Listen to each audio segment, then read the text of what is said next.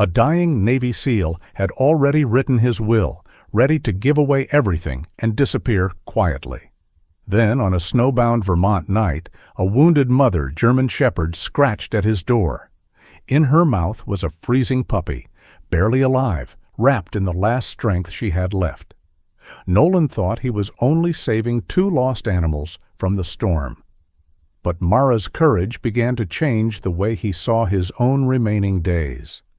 Soon, that same small flame would lead him into a broken charity system where warmth itself had been turned into profit. Stay with this story and tell us where you're watching from. Please like and subscribe to help us reach 1,000 subscribers and keep these stories alive.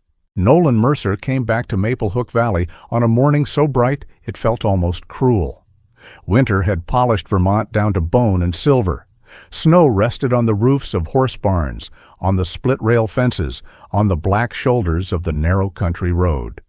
The maple trees stood bare along the valley like old witnesses, their branches raised against the pale sky as if asking a question no one had answered for generations. Nolan drove slowly, not because the road was dangerous, though it was. Not because he was afraid of the ice, because speed belonged to men who still believed they were going somewhere.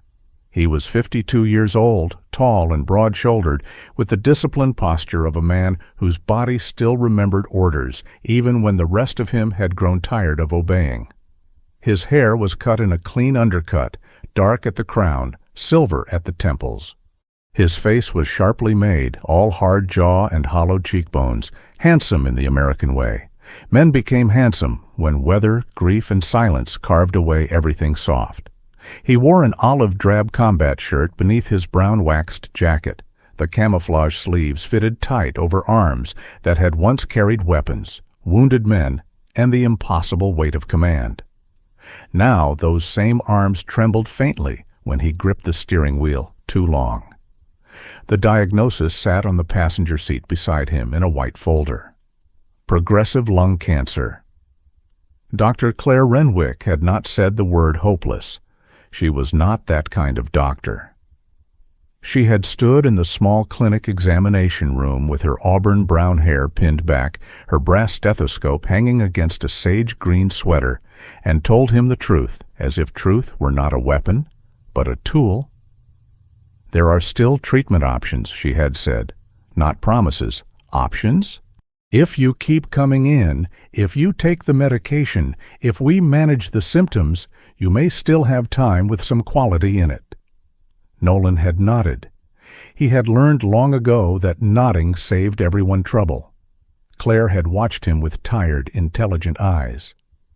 And if you decide to disappear into that house and call it dignity, Nolan, then it won't be the cancer making the first decision. It will be you. That had almost made him smile. Almost. Doctors were brave in little rooms. Soldiers were brave in ruined ones. Both professions mistook direct speech for mercy, though Claire came closer than most. He had thanked her, folded the instructions into the white folder, and left.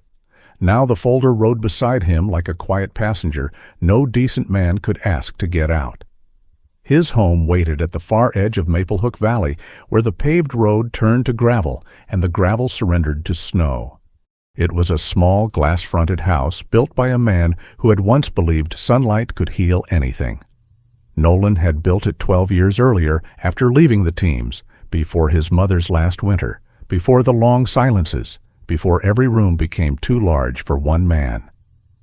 The house faced the valley. Behind it, dark pines climbed toward the ridge. In front, a frozen creek curved through the white field, glittering under weak sun.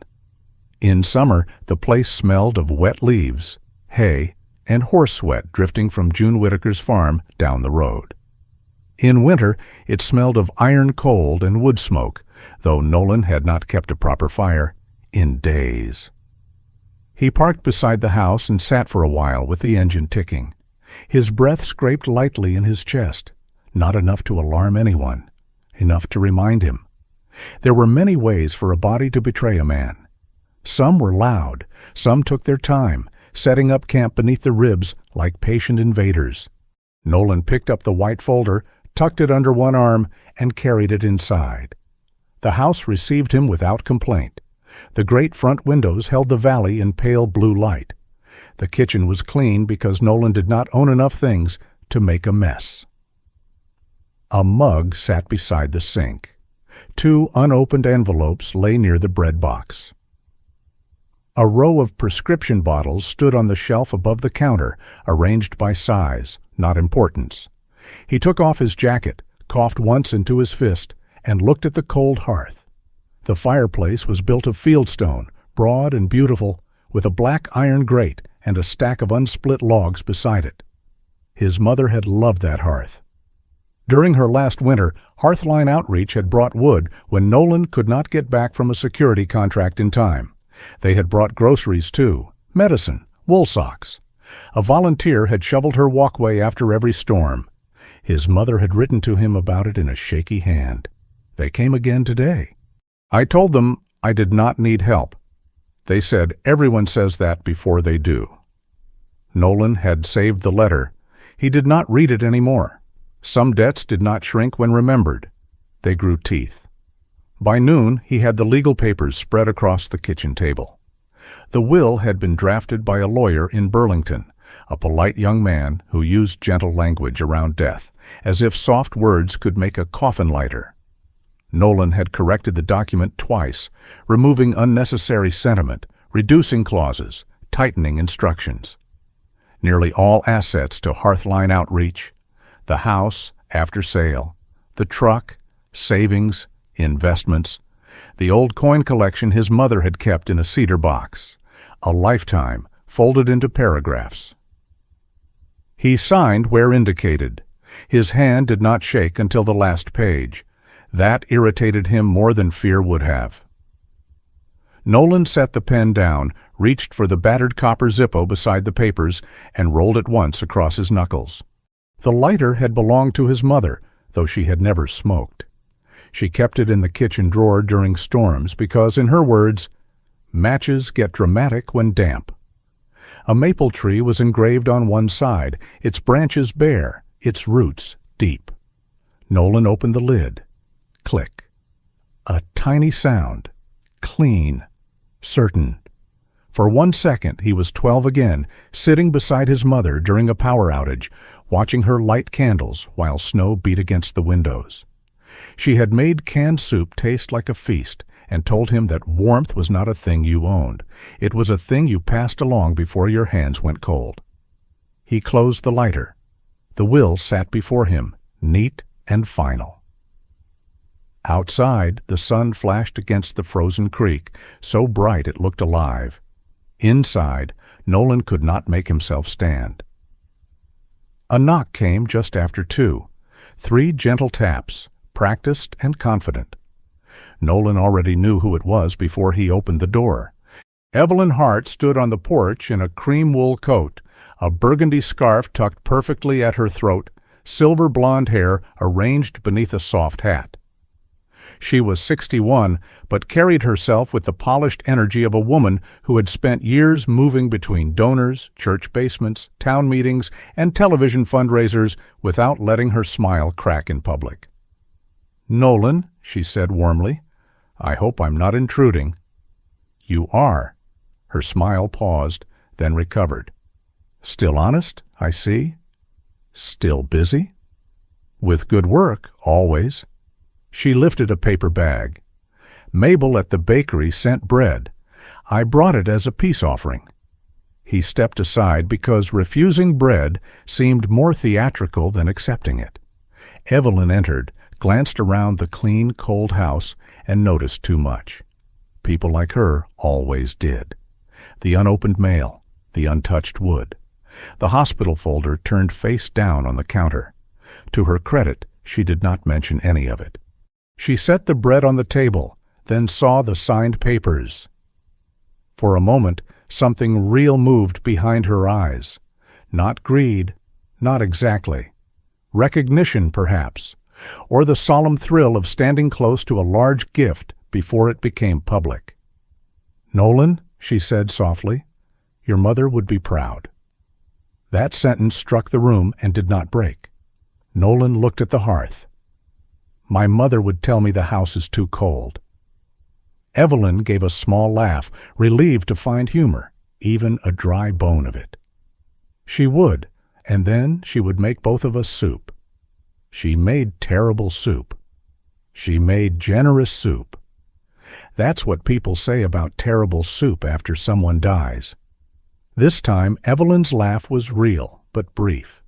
She removed her gloves, finger by finger. I know you don't like ceremony, so I won't dress this up. Hearthline can do a great deal with what you're leaving. Winter shelter expansion, medical transport, heating assistance, food delivery. Your legacy will matter. There it was, legacy.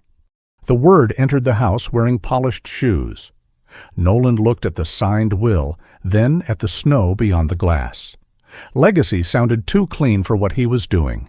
He was not building a monument. He was sweeping a room before leaving it. I'm not looking for my name on a wall, he said. No one said you were. Someone always says it eventually. Evelyn folded her hands. Her nails were pale pink, perfect. Then I'll say this instead. People will be warm because of you. That was better. That was worse. For a second, Nolan saw his mother in the old recliner by the fire, a blanket over her knees, pretending she did not need anyone while eating bread someone else had brought. He saw the Hearthline volunteers' boot prints in snow he had not been there to shovel. He saw all the winters he had missed because duty, money, pride, and distance had each taken their turn. He nodded once. Evelyn accepted the nod as permission not to push. She stayed only 10 more minutes, speaking of delivery routes and rising demand, of elderly residents on fixed incomes, of donors becoming harder to convince.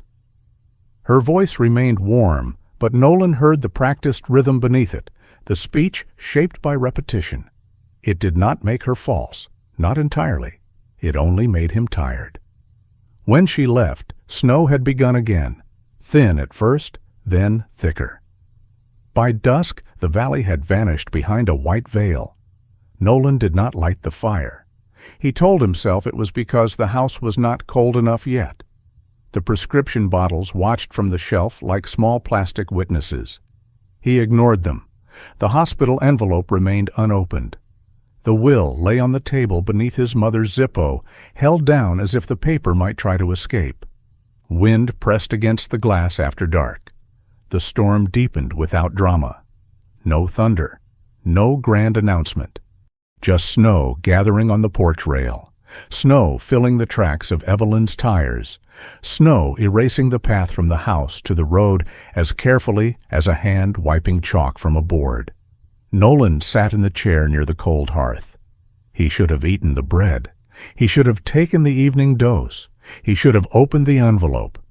Instead, he watched the fireplace and thought how strange it was that a man could survive war, survive loss, survive all the rooms where death had stood close enough to breathe on him, only to be undone by a quiet house and a body that would not follow orders. The clock moved toward midnight. The valley was gone now. There was only his reflection in the dark glass. Angular face, silver at the temples, eyes too steady to be well. He looked like a man waiting for instructions from a commander who had left the field years ago. Then came the sound. At first it was so faint he thought it was ice sliding from the roof. A scrape. A pause. Another scrape. Nolan did not move. The sound came again, lower this time, from the back of the house.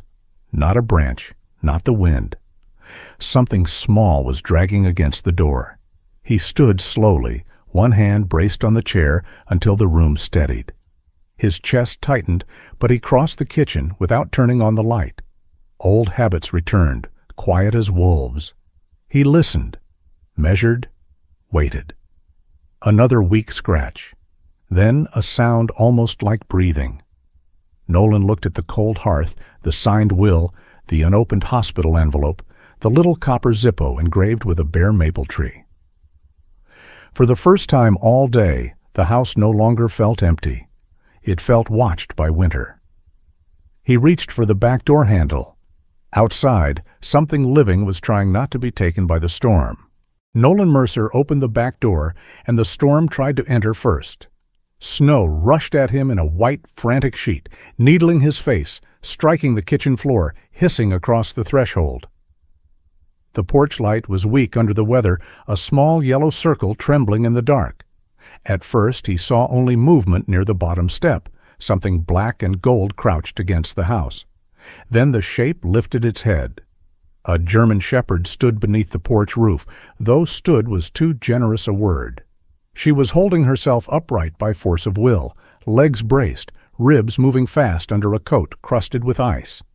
Her fur should have been rich black and deep gold, but the storm had dulled her into gray and brown, as if winter had already begun erasing her. One ear stood sharp. The other had a small torn edge, ragged and dark against the snow. In her mouth hung a puppy, tiny, limp, a German shepherd pup, maybe only weeks old, with wet black gold fur clumped like frozen moss. The mother's jaws were careful around the little body, so careful that Nolan felt something tighten behind his ribs before the cold could do it for him. He did not move toward her. Old training told him not to crowd a frightened animal. Older grief told him not to believe anything had come to him for rescue. But the dog's eyes held him there. Amber, dark, not pleading, measuring. The mother dog placed one paw forward, then stopped. Blood marked the snow beneath her front pad in a thin red crescent. She lowered her head slightly, not offering the puppy, not surrendering it. Warning him, perhaps, or asking the impossible without trusting the answer. "Easy," Nolan said. His voice sounded too rough in the kitchen, a tool pulled from a drawer after years of rust. The dog did not blink. Nolan stepped back from the door. Slowly. He kept his hands low, palms visible, then moved toward the laundry shelf where he kept old towels. His lungs complained at the bend, a hot little blade under the sternum, but he ignored it. There would be time to be sick later. The storm had delivered its own emergency, and emergencies had never cared for a man's schedule. He laid 2 towels on the floor 6 feet from the door. Then he opened the door wider and retreated. The mother dog stared at the towels, then at him, then at the darkness behind her, where the wind dragged snow sideways across the yard. The puppy made no sound. That decided her. She crossed the threshold with a stiff, painful dignity, carrying the pup as if it were the last coal from a ruined fire. Her paws clicked once on the tile, slipped, corrected. She did not come near Nolan. Instead, she moved to the towel, lowered the puppy onto it, then placed herself between Nolan and the small body. Even half frozen, she made a wall. "All right," Nolan murmured. "Your rules?" The dog's collar was old red fabric, darkened by snowmelt. A broken metal tag hung against her throat.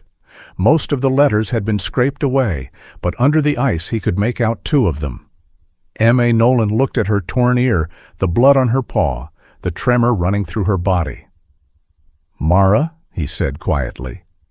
"That close enough?" The dog did not approve the name. She also did not reject it. That was more permission than Nolan expected. He shut the door against the storm. The kitchen suddenly seemed too bright, too exposed, too human. The signed will still lay on the table. The hospital envelope sat beside it, unopened. His mother's copper Zippo held the pages down with its bare engraved maple tree.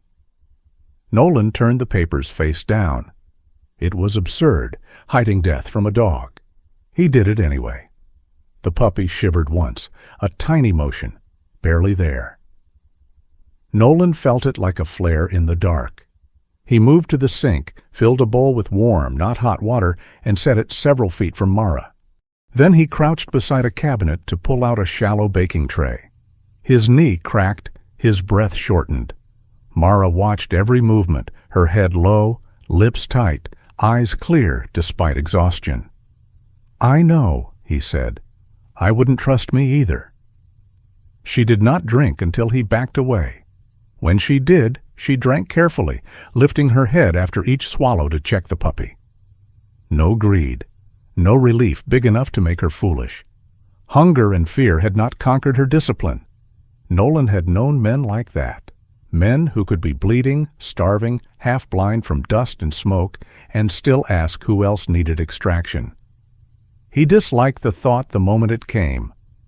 This was a dog, a mother dog, not a fallen teammate, not a metaphor sent by some sentimental god with too much time and an interest in winter theater. But when Mara nosed the puppy closer to her chest and tried to curl around him with a body almost too tired to bend, Nolan had to look away. The puppy needed warming gradually. He knew enough not to put the little creature close to direct heat. He took another towel, warmed it near the oven door, then stopped. Mara's eyes hardened. "Not taking him," Nolan said. He set the towel down and slid it across the floor with 2 fingers. Mara sniffed it, waited. Then, with a delicacy that seemed impossible in such a large dog, she dragged the towel closer with her teeth and tucked it around the pup herself. Nolan sat back on his heels.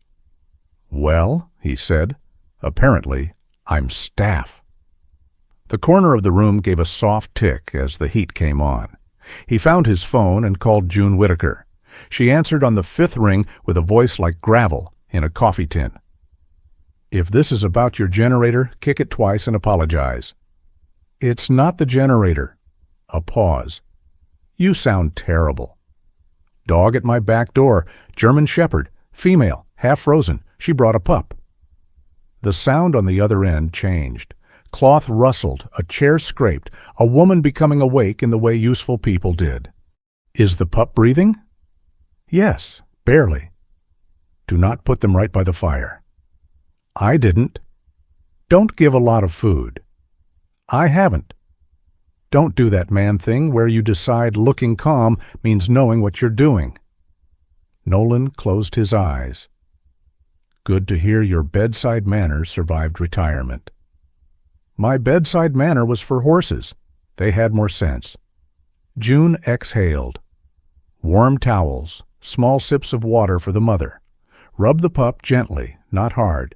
If you have honey or corn syrup, a tiny bit on the gums, only if he can swallow. I'll come at first light if the road exists.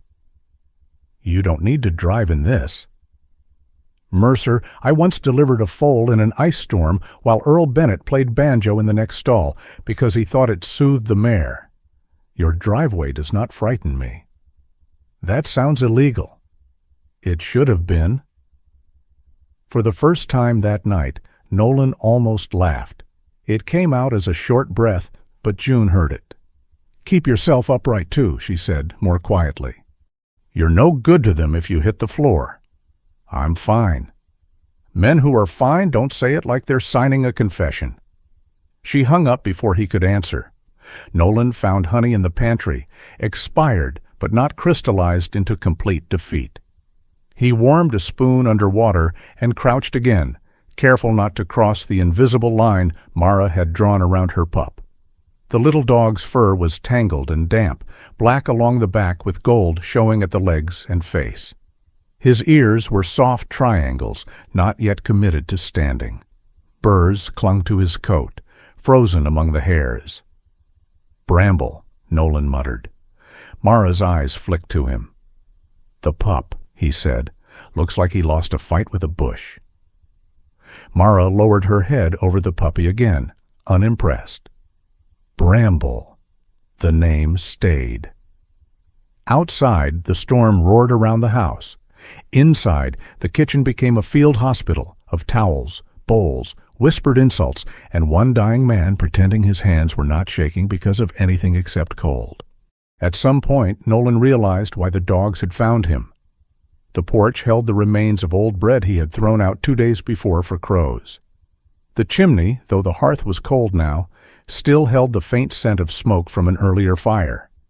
His house was the only lit thing at the far end of the valley.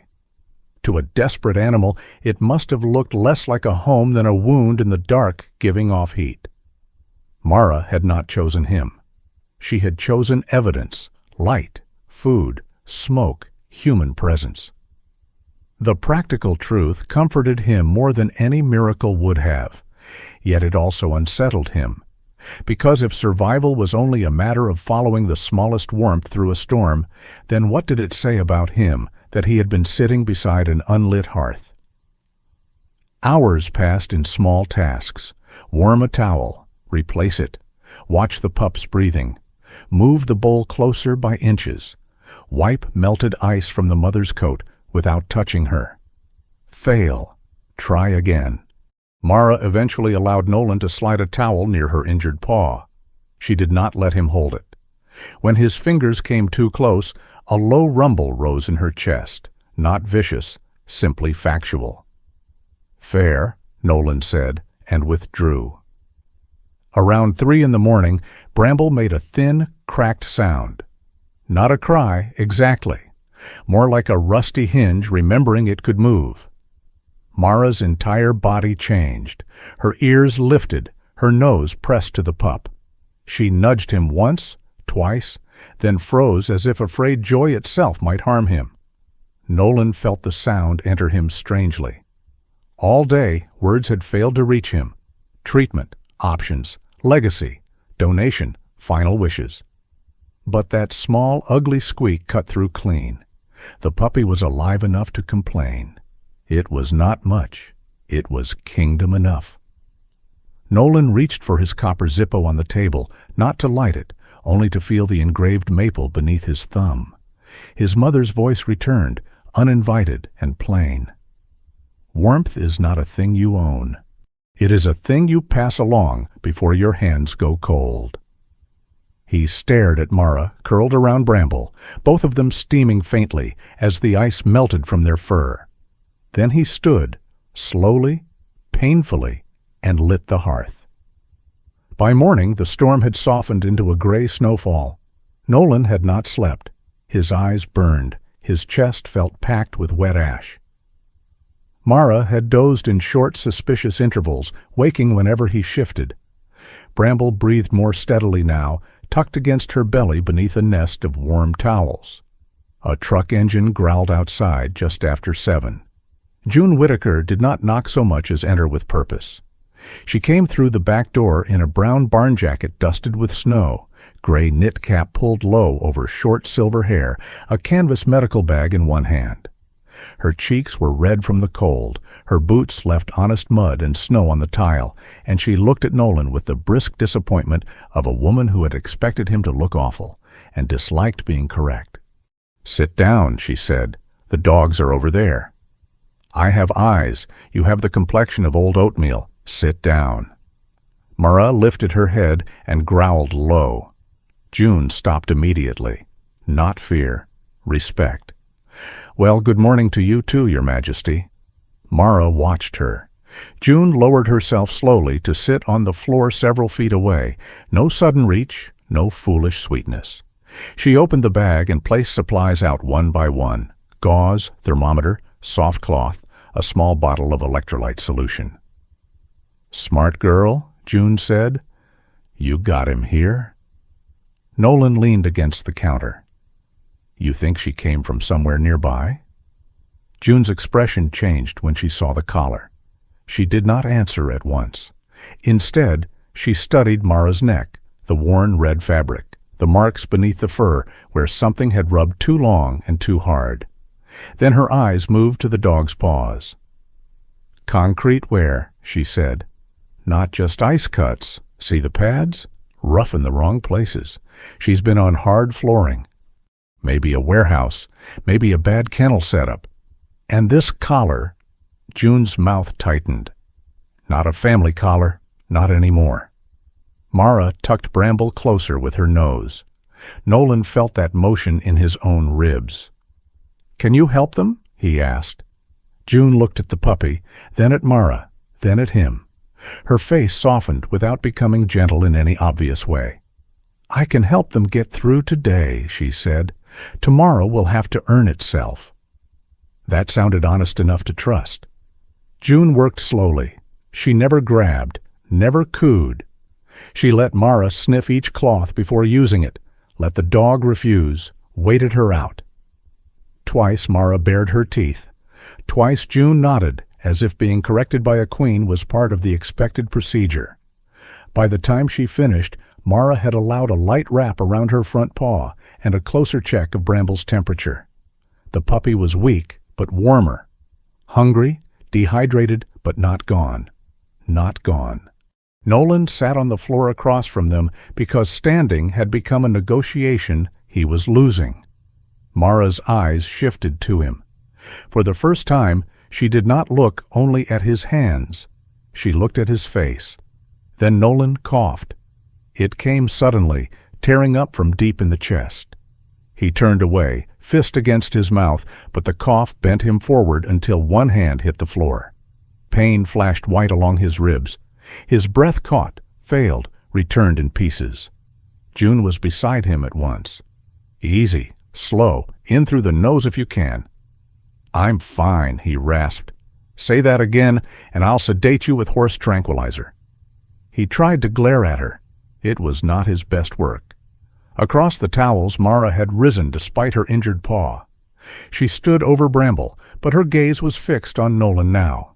Not soft, not frightened, not grateful. Judging. No. Demanding.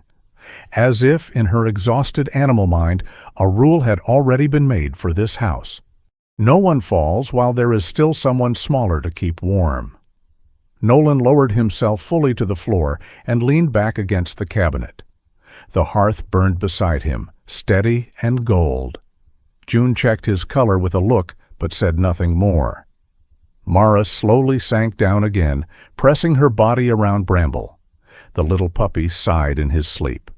Outside, snow continued to fall over the valley, over the erased road, over the porch where blood had marked the boards in small red moons. Inside, Nolan Mercer sat beside the fire he had finally lit, watched by a mother dog who had dragged her last hope through the storm and somehow made his empty house feel crowded with responsibility. He had not agreed to live, not yet, but for the first time in many days, dying would have to wait its turn. By the fourth morning, Nolan Mercer understood that a house could be occupied by more than bodies. It could be occupied by need. Need had a smell now. Warm towels, wet dog fur, milk replacer, antiseptic, wood smoke, and the faint metallic scent of the pill bottles he could no longer pretend not to see. It had sounds, too. Mara shifting on the rug before dawn. Bramble making furious little squeaks whenever breakfast arrived late by more than 8 seconds. June Whittaker's truck crunching into the driveway with the reliability of bad weather and taxes. Before the dogs, Nolan's mornings had been shapeless. He woke when his lungs forced him awake, made coffee if the nausea allowed it, stared at the unopened mail, and let the day pass like a patrol through abandoned country. Now there was a schedule, not a noble one, a ridiculous one. At 6, he warmed the bottle for Bramble. At 6:10, he discovered he had warmed it too much and stood at the sink cooling it under running water while the puppy protested from his nest like a tiny outraged admiral. At 6:15, Mara watched Nolan feed her son with the grave suspicion of a mother forced to entrust the royal heir to an underqualified servant. At 6:30, Nolan changed Mara's paw wrap, or tried to. Some mornings she allowed it. Some mornings she stared at him until he placed the gauze on the floor and backed away, whereupon she sniffed it, sighed through her nose, and gave him permission with all the enthusiasm of a judge approving a plea bargain. At 7, Nolan took his own medication. That part had happened by accident the first time. He had set the bottle near Bramble's formula, so he would not forget either one. Bramble cried. Mara rose. Nolan heated water, measured powder, checked the puppy's belly, replaced a towel, added wood to the hearth, washed the bowl, and only when he reached for the formula again did his fingers close around the orange prescription bottle. He stood there, irritated, trapped by logistics. A man could ignore his future. He could not ignore the fact that if he collapsed, the puppy would miss breakfast. So he took the pills. He told no one. Naturally, June noticed by the next day. "You look slightly less like a ghost someone forgot to finish," she said, stomping snow from her boots in the kitchen. "Good morning to you, too." "It is. Your color moved from funeral candle to dishwater." Progress. June came every day that week. She brought proper bottles, puppy formula, soft wraps, and the blunt authority of a woman who had once argued a half-ton horse into a trailer during sleet. Her gray hair stuck out from beneath her knit cap in defiant wisps. Her barn jacket always smelled faintly of hay, iodine, and cold air. She also brought advice Nolan did not request. "Don't overfeed the pup." "I'm not." "Don't underfeed yourself." "I'm not the pup." "That is evident. He complains more honestly." Bramble grew louder before he grew stronger. He was a little black and gold bundle with paws too large for the rest of him and a belly that became round after feeding, as if someone had inflated a sock with ambition. Nolan had named him for the burrs caught in his coat, but the name fit in other ways. The puppy snagged on everything: towels, bootlaces, June's sleeve, Nolan's patience. Once Nolan bought the wrong feeding bottle from the farm supply store. The nipple was made for kittens, too small and too fussy. Bramble latched on, sucked twice, then released a squeal of such offended dignity that Mara lifted her head sharply. June laughed so hard she had to sit on the arm of the couch. "He sounds like a senator denied a microphone." Nolan looked down at the puppy. "He's 8 inches long." Power is a state of mind. Mara, lying near the stove with her bandaged paw stretched out, gave Nolan a look that suggested she had doubts about the entire human species, but especially him. Later, because sleep deprivation made men foolish, Nolan tried humming an old Navy marching cadence while warming Bramble's towel. The puppy quieted, though whether from comfort or fear was unclear. Mara's ears tipped back. June froze in the doorway. "What?" Nolan said. "Was that singing?" "No. That was a noise with ambition." "It worked. Mara looks like she's filing a complaint." The kitchen felt different when June laughed. Not happy exactly. Nolan did not trust happy yet. Happy was too shiny a word. But the house had begun to make room for sound again. Small sound. Annoying sound. Bramble hiccuping. June muttering. Wood popping in the hearth. Mara's nails tapping once, twice, when she rose to inspect Nolan's work. And beneath it all, Nolan's own breathing. Still rough. Still wrong. But counted now among the things that required attention. On the 8th day after Mara arrived, Nolan drove himself to the Maple Hook Clinic. He nearly canceled twice. Once while scraping ice from the windshield, when the cold entered his chest and tightened everything inside him. Once when Mara stood at the front window watching him leave, Bramble asleep against her side. Her amber eyes followed him in that solemn way of hers, not pleading, not accusing. Worse, expecting. So Nolan went. The clinic sat between a pharmacy and a laundromat, a low brick building with snow piled against the windows and a blue sign half buried by frost. Inside it smelled of disinfectant, damp wool, and coffee someone had abandoned on a desk hours earlier. A bulletin board near reception advertised flu shots, grief counseling, snowmobile safety, and a church chili supper. Vermont believed in variety. Dr. Claire Renwick met him in the examination room without surprise, which annoyed him. "You came," she said. "You scheduled me." "I schedule many men. Some of them treat appointments as philosophical suggestions." He sat on the edge of the exam table. "I had things to do." Claire glanced at the folded paper in his hand. "That why you brought a list?" Nolan looked down. He had written it at the kitchen table while Bramble slept in a towel-lined box, and Mara pretended not to watch. Medication timing, nausea management, food, shortness of breath, what counted as urgent, whether cold air made symptoms worse, whether fatigue after light work was expected. The questions looked too needy in daylight. He almost put the list away. Claire extended her hand. After a moment, he gave it to her. She read without comment at first. Her auburn brown hair was pinned back with a plain metal clip, and beneath her white coat she wore a sage sweater that made the room feel less like a place for bad news. There were faint shadows under her eyes. Not weakness, evidence. "This is good," she said. "It's a list." "It's participation." "That your medical term?" "My polite one." She reviewed his medication schedule, adjusted one dose, added something to help with nausea, and explained what symptoms required immediate attention. She did not promise him recovery. She did not decorate the truth. But she spoke as though the coming weeks were still a landscape worth mapping. That unsettled him more than pity would have. When she finished, Claire set the chart aside and leaned back against the counter. "Mabel at the pharmacy said you bought puppy formula." Nolan closed his eyes. "Of course she did."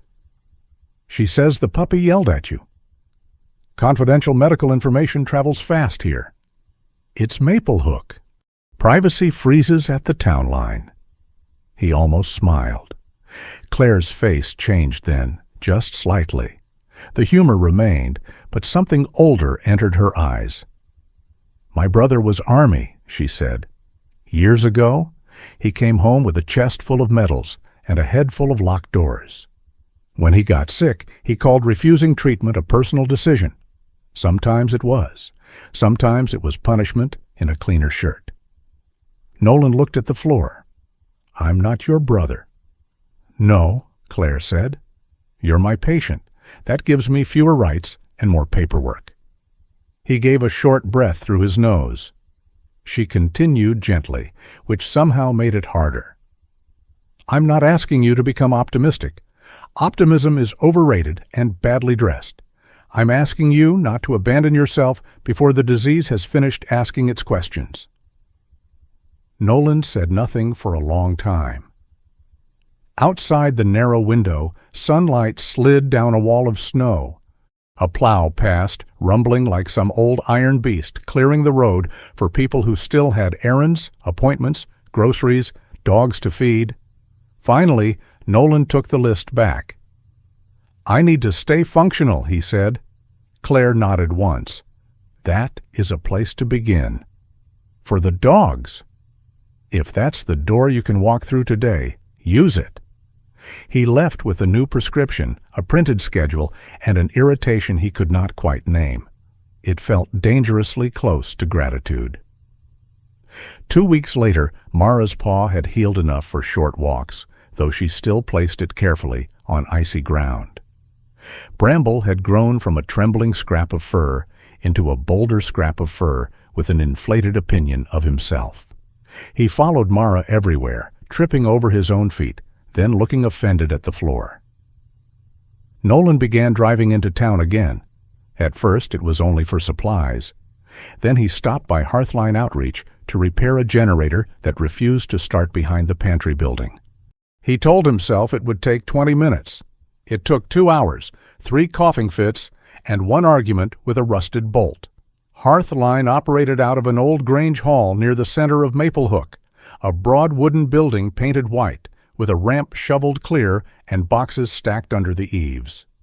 Volunteers moved in and out wearing mismatched coats, carrying canned goods, blankets, pharmacy bags, and clipboards.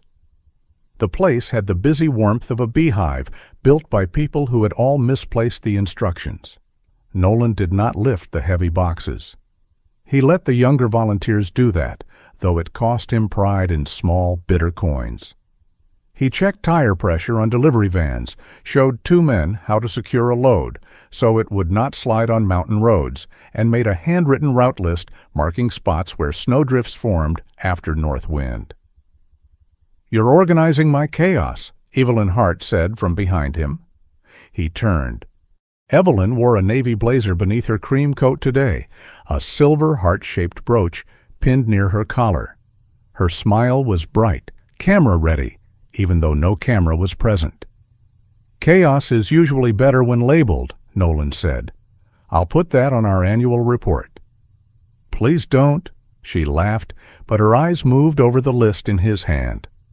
"This is helpful. Truly. You always did have a gift for systems. I had a gift for not getting people killed in bad weather. Even better for Grant language." He did not answer. Mara lay near the wall by the heater, Bramble asleep between her front paws. Several volunteers had tried to approach. Mara allowed none of them closer than she wished. Yet when an elderly woman with shaking hands sat on a folding chair nearby, Mara quietly shifted until her shoulder touched the woman's boot. The woman did not pet her. She only looked down, and after a while her breathing slowed. Nolan watched that and felt something rearrange itself. Mara was not friendly. Friendly was cheap. She was present. That was rarer. The first time they visited the winter shelter, Nolan met Otis Bell. The shelter occupied the basement of a church annex during cold snaps, with rows of cots, folding tables, soup pots, and the resigned smell of old coffee. Otis sat in the far corner beneath a bulletin board, wearing a faded blue work coat and a black beanie pulled low. He was 64, thin as a fence rail, with a gray beard that looked trimmed by weather rather than scissors. His hands were broad and scarred, the hands of a man who had spent decades arguing with engines. A bowl of soup sat untouched beside him. "No," he said when a volunteer offered a heavier coat. "You don't know what I was going to ask," she replied. "You had a coat face." Nolan set down a crate of wool socks on the table. Otis looked at him. "You military?" "Was." "Good, then you know how to leave a man alone." "Usually," Mara approached before Nolan could stop her. She did not wag. She did not charm. She simply crossed the floor, sat beside Otis's boot, and rested her muzzle on his knee as if she had been assigned there by a committee older than civilization. Otis went still. "I don't do dogs," he said. Mara closed her eyes. Bramble, wobbling behind her, attacked Otis's bootlace with ferocious incompetence. The old man looked down. "That one broken?" "Frequently," Nolan said. Otis stared at the puppy, then at Mara, then at the bowl of soup. After a long moment, he picked it up. "Dogs in this town negotiate better than the county office," he muttered. Nolan did smile then. Only a little. Only because Otis was not looking. In the days that followed, Nolan noticed things. Not dramatic things. Not enough for accusation. Enough for unease. A shipment of electric blankets looked new from a distance, but up close the cords were stiff and the plastic gave off a faint burnt smell when warmed. Space heaters marked as premium models felt light in the hand, their labels oddly placed. Boxes of good coats appeared at donor events, photographed beneath banners, then seemed to become thinner, older, less impressive by the time deliveries reached the shelter. Once, behind the pantry, Nolan found a generator tagged as recently serviced, though its oil was black and low. He wrote down the serial number. He told himself it was habit. That evening, back at the house, Bramble tried to climb into Mara's food bowl and fell asleep with his chin on the rim. Mara looked at Nolan as if demanding an explanation for the quality of her offspring. "He's yours," Nolan said. Mara blinked. Nolan set his own pill bottle beside Bramble's little bowl by the stove. The placement was not accidental anymore. After feeding the dogs, he sat at the kitchen table and opened the will again. Hearthline Outreach remained there in clean legal type, the recipient of nearly everything he had spent a lifetime earning and avoiding. His mother's Zippo lay beside the page. "Warmth is not a thing you own." He picked up a pencil. Not a pen. Not yet. Beside the name of the organization in small, hard letters, Nolan wrote, "Kindness should be inspected too." He sat back and listened to the stove tick, to Bramble's soft puppy snores, to Mara's breathing near the fire. He was not ready to accuse anyone. He was not ready to trust his own suspicion. But somewhere between the pill schedule, the little bowl by the stove, and the dog who had learned to sleep without facing the door every minute, Nolan Mercer had begun to understand a thing he disliked very much. If he was going to leave his life in someone else's hands, he had better make sure those hands were clean. By the time Nolan Mercer arrived at Maple Hook Community Church, the snow had turned the town into something almost innocent. It fell softly beyond the stained glass windows, silvering the steps, filling the gutters, smoothing the tire tracks in the parking lot as if the earth were trying to forgive every footprint before morning. Inside, the church hall glowed with yellow light. Long wooden tables ran beneath paper garlands and pine boughs. Crockpots breathed steam. Apple pies cooled near the kitchen pass-through. Coats hung in crowded rows along the hallway, shedding snow onto rubber mats. Maple Hook did not dress up often. When it did, it looked slightly embarrassed by itself. Men wore sweaters that had been gifts from daughters and nieces. Women carried casserole dishes like holy vessels. Older couples moved slowly, boots squeaking, hands wrapped around paper cups of coffee. Volunteers hurried between tables with trays of cornbread, soup, and donation envelopes. The fundraiser was called Warm Hands Winter Supper, which Nolan considered too sentimental by half. Still, people came. Not for glamour, not even for charity in the grand, polished sense. They came because in Maple Hook, everyone knew winter was not a season. It was a test. A person could be proud on Monday and need firewood by Friday. A truck could start in the morning and die by dusk. One missed prescription, one power outage, one fall on icy steps, and dignity became a thin coat against a very old cold. Nolan stood near the side entrance with Mara beside him and Bramble asleep in a towel-lined crate at June Whitaker's feet. Mara had healed enough to walk without limping most days, though she still placed her right front paw carefully when the floor was slick. Her red collar, cleaned but still worn, stood out against the black and gold of her coat. She watched the room with her usual grave suspicion, as if democracy, soup, and folding chairs were all equally unproven concepts. Bramble, now rounder and louder, had fallen asleep upside down, with one paw hanging over the edge of the crate. June looked down at him. "That dog has the survival instincts of a dropped muffin." "He's improving," Nolan said. He tried to growl at a ladle. It was a large ladle? Across the hall, Evelyn Hart moved through the room like a woman born with a donor list in one hand and a candle in the other. She wore a navy blazer tonight, the silver heart brooch pinned near her collar, her cream coat draped neatly over a chair. Her smile was warm. Her hair was exact. She touched elbows, remembered names, asked after hips, roofs, grandchildren, tractors, and one man's gout with such grace that even Nolan had to admit she was good at what she did. That did not make him trust the equipment anymore. He had come because June asked him to help check incoming supplies, and because Evelyn had said, with that polished brightness of hers, "It would mean so much for people to see you here." Nolan did not enjoy being seen, but he enjoyed even less the thought of heaters with bad wiring being handed out under candlelight and applause. Behind the kitchen, volunteers stacked boxes of electric blankets, portable heaters, socks, canned goods, and donated medical items. Nolan worked quietly, opening cartons, checking labels, pressing cords between his fingers. He did not make a scene. He only looked. June noticed anyway. "You're wearing your suspicious face," she said. "This is my normal face." "No, your normal face says the world disappointed you years ago. This one says it did paperwork wrong."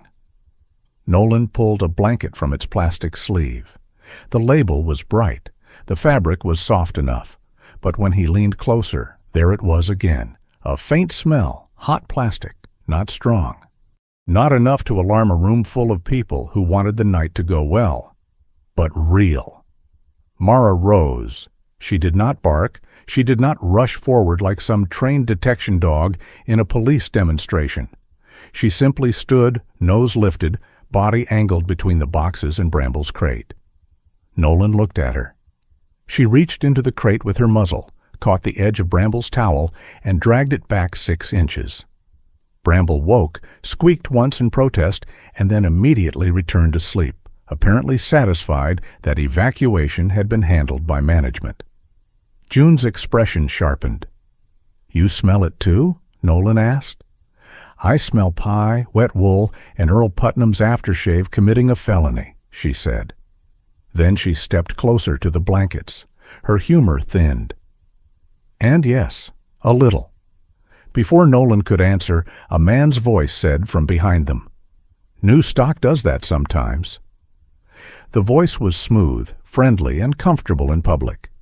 Nolan turned. Graham Vale stood at the kitchen doorway, holding a paper cup of coffee he had not drunk from. He was 54, tall, broad without being rugged, with silver threaded through dark blonde hair combed back cleanly.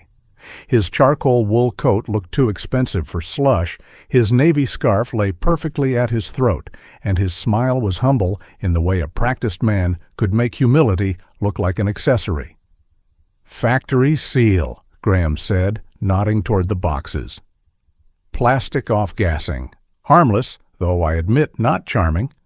June folded her arms. "You're the supplier." "Graham Vale, Vale Winter Logistics." He offered Nolan a hand. "You must be Nolan Mercer. Evelyn speaks highly of you."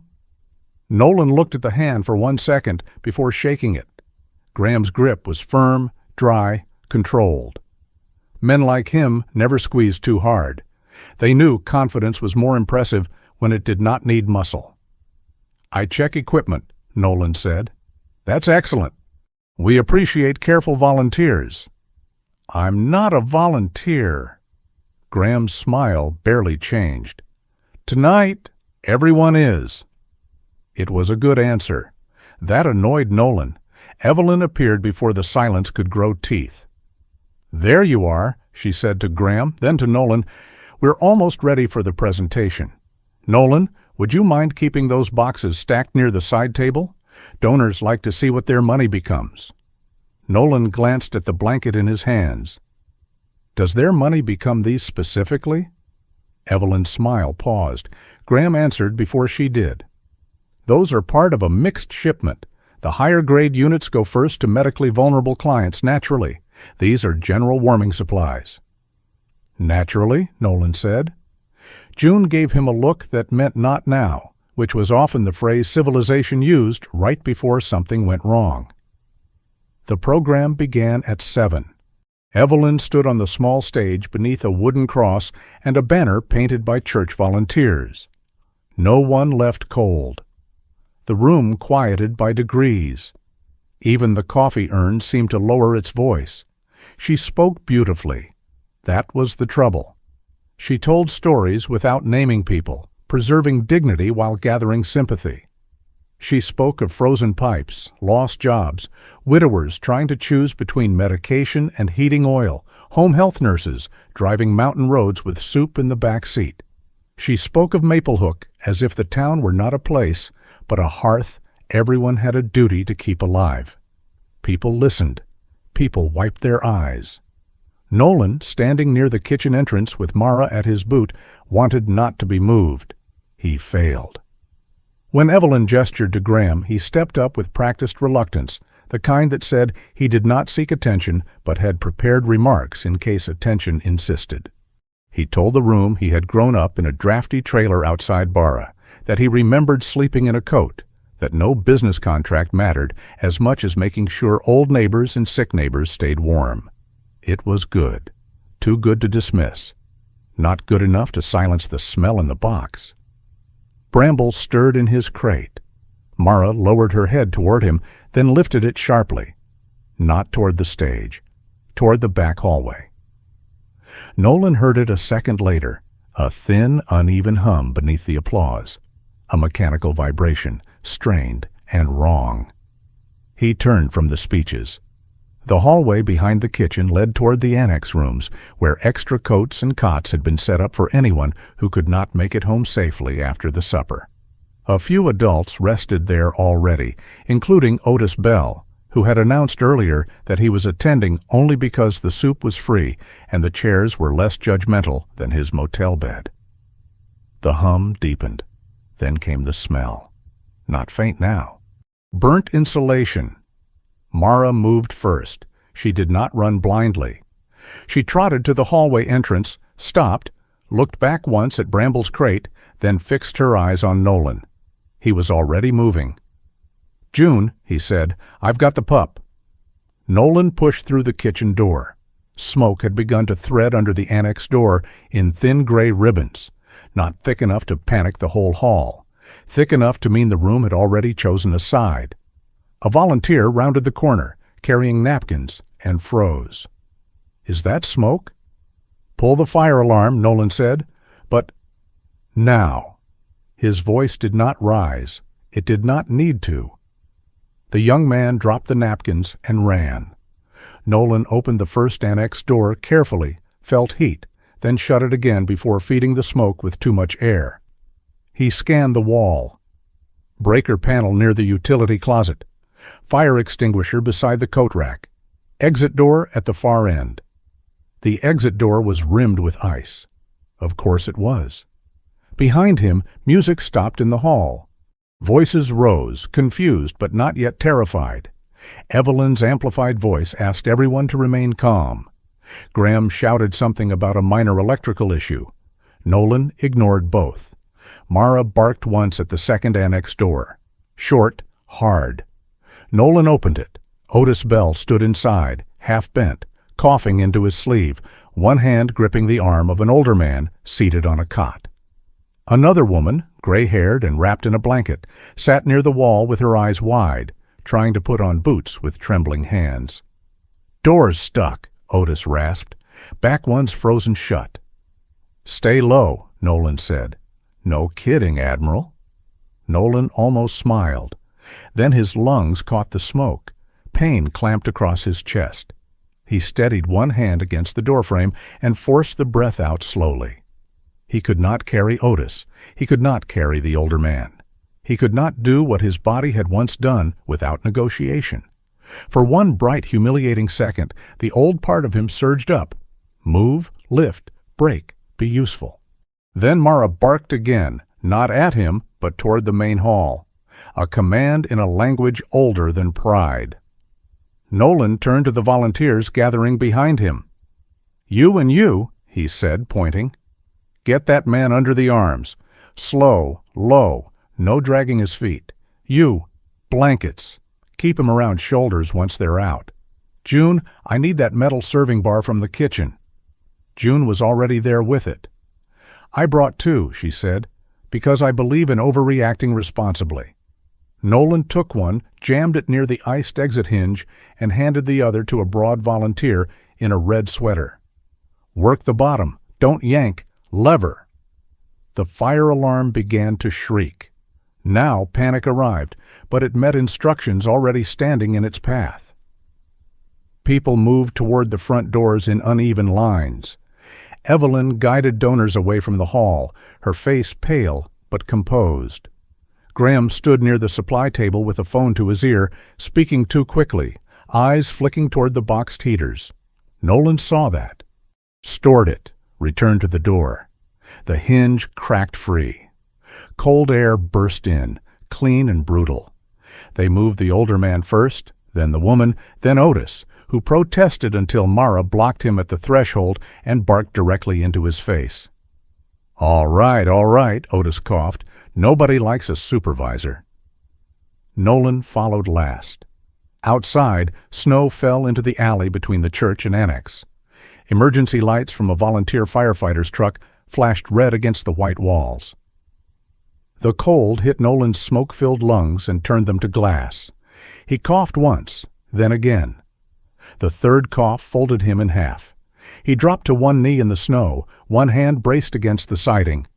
Someone said his name. Someone else tried to help him up. He waved them off because pride was stupid but persistent. Mara came to him. She did not lick his face. She did not whine. She stood close enough that her shoulder pressed against his arm, solid and warm through the cold. Otis, wrapped in a blanket and still coughing, looked down at him. "You look worse than me." "Competitive field," Nolan rasped. "Don't flatter yourself." By then, Deputy Rowan Pike had arrived. He did not come storming in like a movie sheriff. He came with a notebook already open and a face built for bad roads and worse explanations.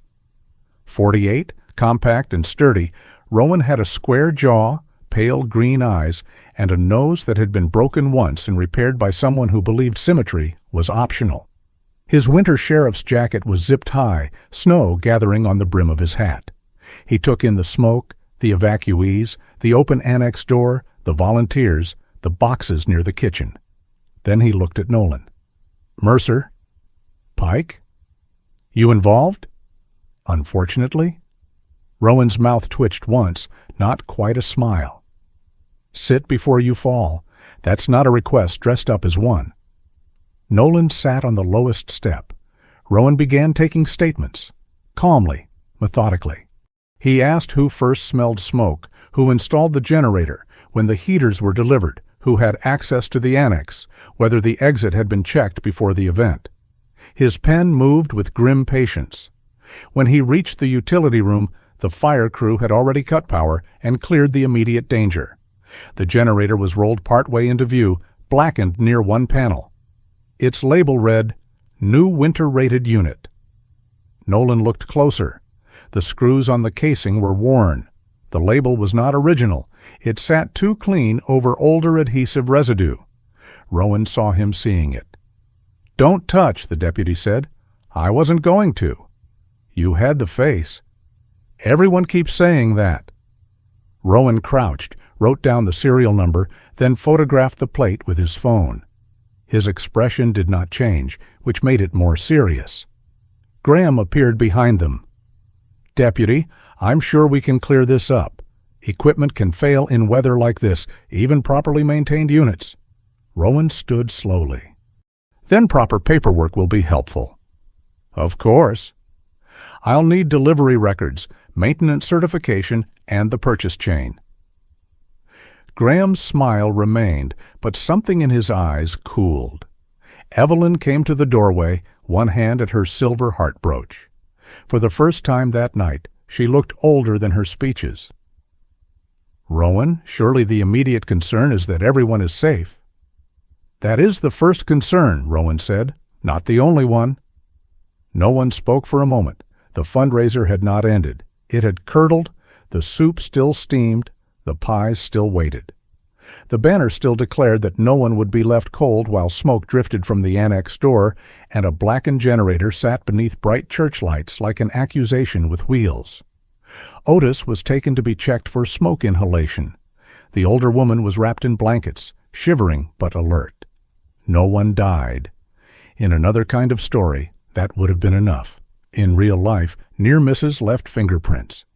Later, after statements, after the guests went home in shaken clusters, after June packed Bramble into the truck and told Nolan she would call him names tomorrow if he did not rest tonight, Nolan drove home with Mara in the passenger seat. The storm had lightened, but the road remained white. He coughed twice on the way and tasted smoke each time. At the house, Mara stepped inside first and checked Bramble's crate before accepting water. Nolan hung his jacket over a chair and stood for a long moment in the kitchen. The will was still in the drawer. He took it out. Hearthline Outreach waited in clean legal type, polite and unquestioning, as if ink had no responsibility for where money traveled. Nolan stared at the name until the letters lost shape. He did not tear the paper. He did not cross it out. Instead, he took a pencil and drew a hard line beneath it. Then he opened his small notebook, the one that had begun collecting serial numbers, route notes, and suspicions too practical to ignore. His hand hurt. His chest burned. Mara watched from beside the stove, amber eyes steady in the low light. Nolan wrote, "If warmth can kill, someone is selling winter in the name of mercy." He closed the notebook. The house was quiet except for Bramble's breathing and the soft settling of snow against the windows. For the first time, Nolan did not think of the will as an ending. He thought of it as evidence waiting to be corrected. Nolan Mercer had learned a long time ago that trouble rarely announced itself with a gunshot. Sometimes it arrived as a number printed too neatly on an invoice. Sometimes as a label placed over an older label. Sometimes as a man in a good coat saying, "Minor electrical issue," while smoke moved down a church hallway. The morning after the fundraiser, Nolan woke before sunrise with his chest still tasting of burnt plastic. Mara was awake already, lying near the stove with Bramble sprawled against her belly like a small, overconfident sandbag. The pup had grown enough to dream with his paws, kicking at enemies no one else could see. Nolan sat on the edge of the bed longer than he wanted to admit. His body had not forgiven him for the night before. His ribs ached from coughing. His throat felt scraped raw. His legs had that hollow weakness that came after fever, though he had no fever. Not yet. On the kitchen table lay his notebook. Serial numbers, delivery dates, equipment names. A sentence written too hard into the paper. If warmth can kill, someone is selling winter in the name of mercy. He stared at it while the kettle warmed. Then he reached for his pill bottle. The pills went down badly. They always did. But he took them before coffee, before opening the notebook, before letting anger pretend to be strength. That was his first act of discipline that morning. Not investigation, not suspicion. Medication. At 9, Dr. Claire Renwick called. Nolan answered only because ignoring doctors in a town like Maplehook was pointless. They multiplied through neighbors. "You inhaled smoke," Claire said without greeting. "Good morning." "Do not charm me with formalities. Are you coughing blood?" "No." "Wheezing?" "Some." "Fever?" "No." "Lying?" "Professionally years ago, not currently." A pause. He could hear papers moving on her desk. "You need to come in today if breathing worsens." "And Nolan?" He looked toward Mara. She had opened one amber eye. "What?" "Do not turn this into a mission that lets you neglect treatment. That would not be courage. That would be a costume." He hated how precisely she aimed. "I'm making phone calls," he said. "Good. Make them sitting down." Claire hung up before he could object. By late morning, Nolan sat in the Maplehook Public Library with a folder of public Hearthline records, his notebook, and a paper cup of coffee that tasted like it had been brewed during a previous administration. The library occupied the Old Town Bank. Its front windows were tall and arched, and the vault had been turned into a children's reading room years ago, though in winter it mostly stored folding chairs and boxes of donated books. Heat clanked through the radiators. Snow tapped lightly against the glass. Marisol Greer arrived exactly on time. She was not the sort of woman who entered a room dramatically. She appeared, and suddenly the room seemed better organized. 46, small-framed, with dark hair cut to her shoulders and silver beginning at the temples, she wore a burgundy turtleneck beneath a charcoal cardigan. Brown-framed glasses sat low on her nose. In one hand, she carried a canvas tote full of folders. In the other, a blue fountain pen. "You're Mercer," she said. "Nolan?" "Marisol Greer. June said you needed someone who reads numbers without crying." "June said that?" "She said you needed someone less sentimental than a hammer. I translated." She sat across from him without waiting for invitation, opened the first folder, and held out her hand. Nolan gave her the invoices. Marisol read them in silence. It was not casual silence. It had edges. Her pen moved occasionally, making small blue marks in the margins. She circled unit codes, underlined shipping fees, placed question marks beside vendor names. Nolan waited. He was good at waiting when waiting had a purpose. Less good when it did not. After 12 minutes, Marisol said, "This is either incompetence wearing expensive shoes or fraud wearing a charity badge." Nolan leaned forward slightly. "Explain." She turned one invoice toward him. "These portable heaters were billed as new winter-rated units. Premium stock, but this product code belongs to a refurbished line from a manufacturer in Ohio. See the last two letters?" That suffix usually means reconditioned or returned inventory. Usually? I do not accuse people unusually. She tapped the page. Which is why I checked the recall list. She pulled a printed sheet from her tote. Nolan looked at the highlighted line. Same model family. Overheating risk in units manufactured 3 years earlier. His chest tightened, though not from illness this time. Marisol continued. The blankets are worse. High price, low-grade supplier, and this shipping charge is absurd. Unless the blankets were delivered by helicopter with a string quartet. Nolan almost smiled. Almost. Who paid? He asked. Hearthline, through a restricted winter safety fund, money from donors, a county supplement, and corporate matching. Marisol flipped another page. Vail Winter Logistics handled transport and procurement, but look here, a subcontractor, Northcrest Seasonal Supply. I've never heard of it. Neither has the state registry in any meaningful way. It exists, barely, registered to a postal box. Created last year. Very shy little company. Nolan sat back. The library seemed quieter now. Beyond the windows, a snowplow moved past, pushing white banks higher along the curb. People outside carried groceries and mail and coffee, unaware that numbers on a page could be as cold as any storm. Marisol capped her pen. I worked hospital auditing for 14 years, she said. People think theft looks like someone grabbing a bag of cash. Usually it looks like this: a slightly inflated delivery fee, a substitute product, a middle vendor, a committee too tired to ask a second question. And Evelyn? Marisol did not answer quickly. That made Nolan respect her more. Evelyn signed approvals, she said. That is not the same as personally stealing. It is also not nothing.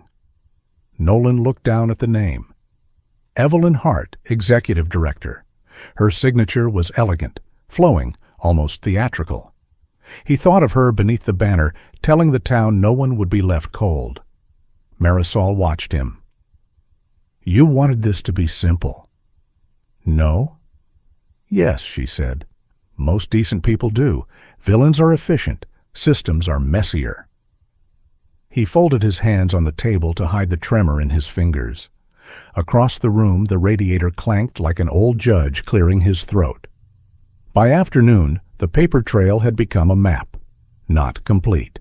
Enough to show direction. Graham Vail purchased equipment through Northcrest Seasonal Supply at prices low enough to suggest surplus, returns, or reconditioned stock. Hearthline paid Vail at near-new rates, plus urgent delivery and storage fees. Event expenses hid some of the overage. Promotional materials showed the best goods. Shelter deliveries received mixed lots. Marisol did not call it proof. She called it a pattern. Patterns, Nolan knew, were where danger learned to repeat itself. June joined them after lunch, bringing Mara and Bramble because, as she put it, the puppy tried to eat a boot brush, and I decided he needed culture. Bramble entered the library on a borrowed leash with the confidence of a mayor and the coordination of a wet sock. Mara followed more carefully, scanning the aisles, then settling near Nolan's chair. June placed a paper bag on the table. "Sandwiches?" she said.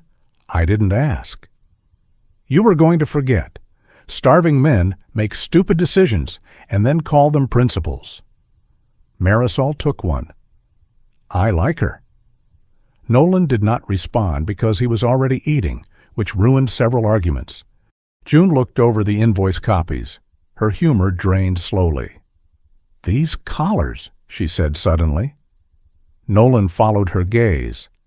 It was not on the paperwork. It was on Mara. June crouched beside the dog, not touching without permission. Mara allowed her close now, though permission with Mara always felt provisional. "The old wear mark under her collar," June said. "I thought it came from a chain or rough tie-out, but I saw something this morning at the county animal trailer. Same kind of rub. Wide fabric, cheap hardware, used for dogs kept at temporary sites." "Temporary sites," Nolan said. "Warehouses, guard yards, bad breeders, places where dogs are tools until they cost money." Mara's ears moved at June's tone. Bramble, oblivious to moral darkness, attacked the paper bag. "Hey," Marisol said, rescuing a sandwich. "Auditors need fuel too." June rubbed her forehead.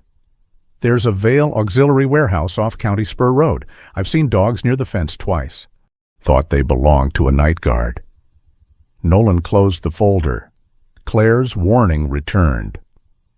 "Do not turn this into a mission that lets you neglect treatment." He checked the time. Medication in 40 minutes. Rest before evening dose.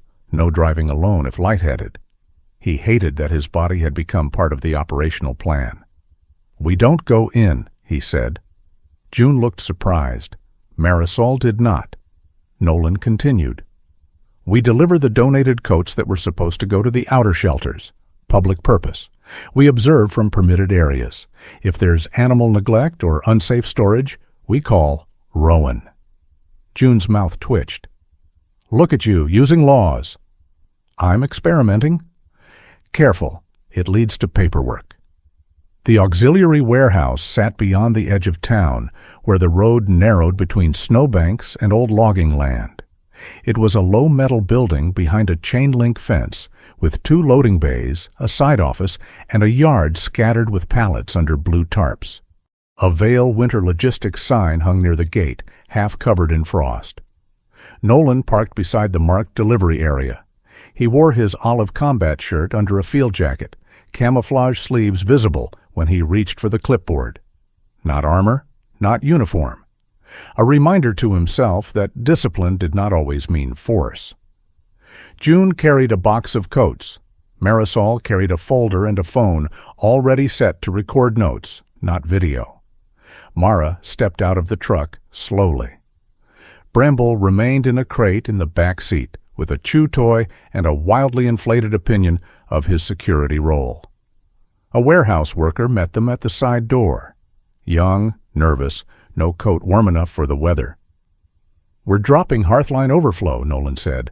"Evelyn asked for confirmation." The worker frowned. "No one told me." "That keeps happening." Marisol smiled without warmth. "We can wait while you call." The worker hesitated, then opened the side office and pointed them toward a storage area just inside the delivery entrance. They did not go deep. They did not need to. Along one wall stood stacks of heater boxes, some with bright new labels. On the floor nearby, Nolan saw strips of discarded adhesive backing, a utility knife, a roll of product stickers. Marisol's pen appeared in her hand like a weapon in a duel. June went still. Then Mara heard it, a sound too small for Nolan at first, a whine, not Bramble. Mara's head lifted, her whole body changed, not into aggression but memory. The fur along her back rose. She took one step toward the rear yard door, then another. Nolan caught her leash gently. "Easy." She did not pull hard. She did something worse. She looked back at him. For weeks Nolan had watched Mara guard her pup, guard her space, guard her distrust. But this look was different. Not command, not fear. Recognition. It made the warehouse feel colder than the loading dock. June whispered, "There are dogs back there." Nolan turned to the worker. "What's behind that door?" "Old pallets." The whine came again. The worker's face changed before his words did. Nolan took out his phone and called Deputy Rowan Pike. He did not raise his voice. He did not accuse. He gave the location, the reason, the visible relabeling materials, the sound of distressed animals, and the connection to the church incident. Then they waited outside the rear yard gate. Waiting was harder with Mara standing rigid beside him. Bramble began to fuss in the truck, sensing his mother's tension. Mara turned once toward him, then back toward the yard. The torn edge of her ear twitched in the wind. Nolan's chest ached. He leaned against the truck without making a show of it. Marisol noticed and said nothing. That was kindness, too, he was beginning to learn. Rowan arrived 17 minutes later with another deputy and a county animal control officer. He wore the same winter sheriff's jacket, notebook in hand, pale eyes taking in the gate, the warehouse, Nolan, Mara, and the worker, who now looked as if he wished to dissolve into the snow. "Mercer," Rowan said. "Pike." "You have a hobby." "I'm trying to quit." "Doesn't show." Rowan spoke with the warehouse manager by phone, cited safety concerns after the church incident, and requested access to inspect stored charitable equipment connected to an active report. When the manager resisted, Rowan's voice remained calm enough to freeze water. "Then I'll secure the exterior, document probable cause, and call the fire marshal and animal control supervisor. Your choice which version takes longer." The door opened. Inside the rear yard, 3 adult dogs were confined in separate makeshift runs beneath a sheet metal awning. Not dying, not brutalized in the dramatic way bad stories preferred. But underfed, cold, their water bowls rimmed with ice, their bedding damp. Tools, not companions. Alarm systems with ribs. June swore softly. Mara stood completely still. One of the dogs, a rangy shepherd mix with scarred ears, lowered its head and gave a weak whine. Mara answered with a sound Nolan had never heard from her before. Low, grieving. Not loud enough for anyone to call it a bark. Enough to make Nolan understand that the past was not behind her. It was stored here, in metal, frost, and the smell of old fear. In the warehouse, Rowan found more than dogs. He found heater boxes with mismatched cereal plates, blankets stacked in cartons marked refurbished beneath fresh stickers, and a row of generators labeled as new winter stock despite visible wear around the casings. No one shouted. No one needed to. Marisol photographed documents Rowan allowed her to copy from publicly visible shipping forms. June assisted animal control with the dogs. Nolan stood near the loading bay, breathing slowly, forcing himself not to do more than his body could pay for. Then Graham Vale arrived. His SUV slid into the lot too fast for the weather. He stepped out in his black parka, gloves on, expression arranged, but not settled. "Deputy Pike," he called. "This is an overreach." Rowan looked up from his notebook. "Good afternoon." "This is private property." It is also connected to an active safety complaint and possible animal neglect. Graham's eyes moved to Nolan. There was no smile now. "Mr. Mercer," he said, walking closer, "you've had a difficult week, a serious illness, smoke exposure. Perhaps this is not how you should be spending whatever energy you have left?" June took one step forward. Nolan lifted a hand slightly. Not to stop her from protecting him. To remind himself he did not need it yet. Graham continued, softer. "A man in your position should be thinking about peace. Legacy. Not manufacturing enemies." The word legacy had worn Evelyn's perfume. In Graham's mouth, it smelled like a threat cleaned for public use. Nolan looked past him at the dogs, at the relabeled boxes, at Mara standing between Bramble's truck crate and the yard, as if her body could hold 2 histories apart. "I used to think legacy was what a man left behind after he died," Nolan said. His voice was quiet. Smoke still scratched it. "Turns out it's what he fixes while he's still breathing." Graham's jaw tightened. Rowan closed his notebook. "Mr. Vale," the deputy said, "I'll need you to remain available for questions." By dusk, part of the warehouse had been sealed. Animal control took custody of the dogs. The fire marshal was notified. Rowan opened a preliminary investigation into the equipment chain connected to Hearthline's winter safety purchases. No arrests, not yet.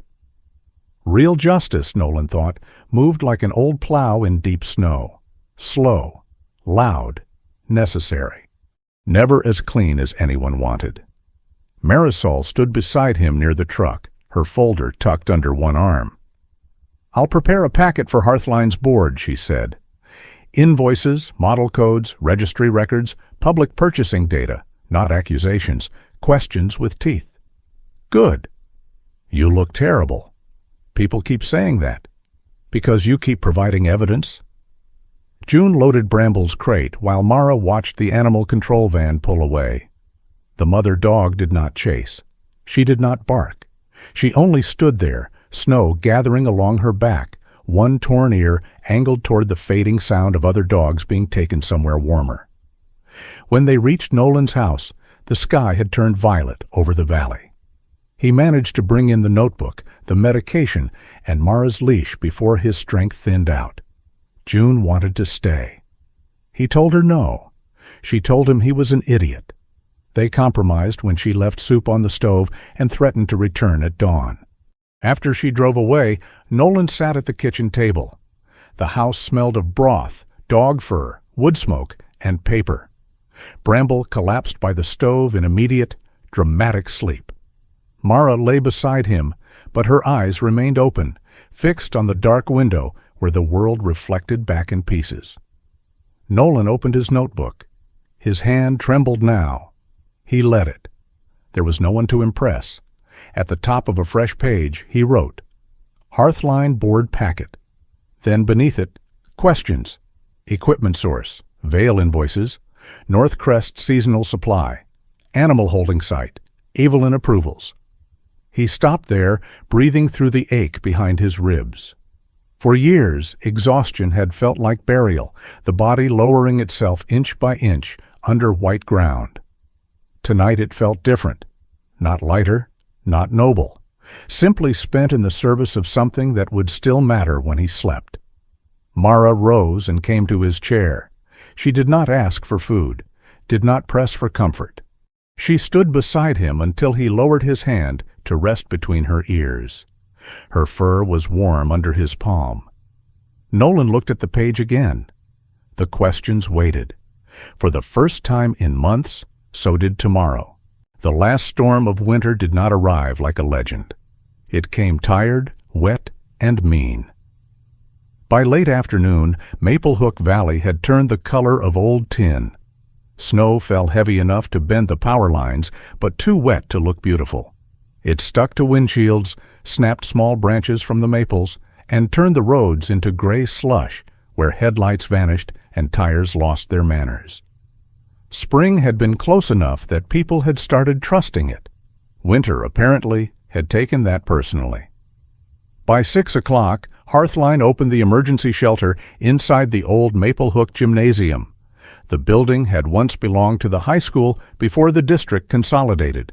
Now it served as a voting site, rummage sale hall, storm shelter, and occasional battlefield for town meetings where people fought about snowplow routes with the seriousness of medieval kings.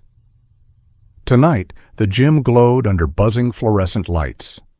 Cots lined the basketball court in careful rows.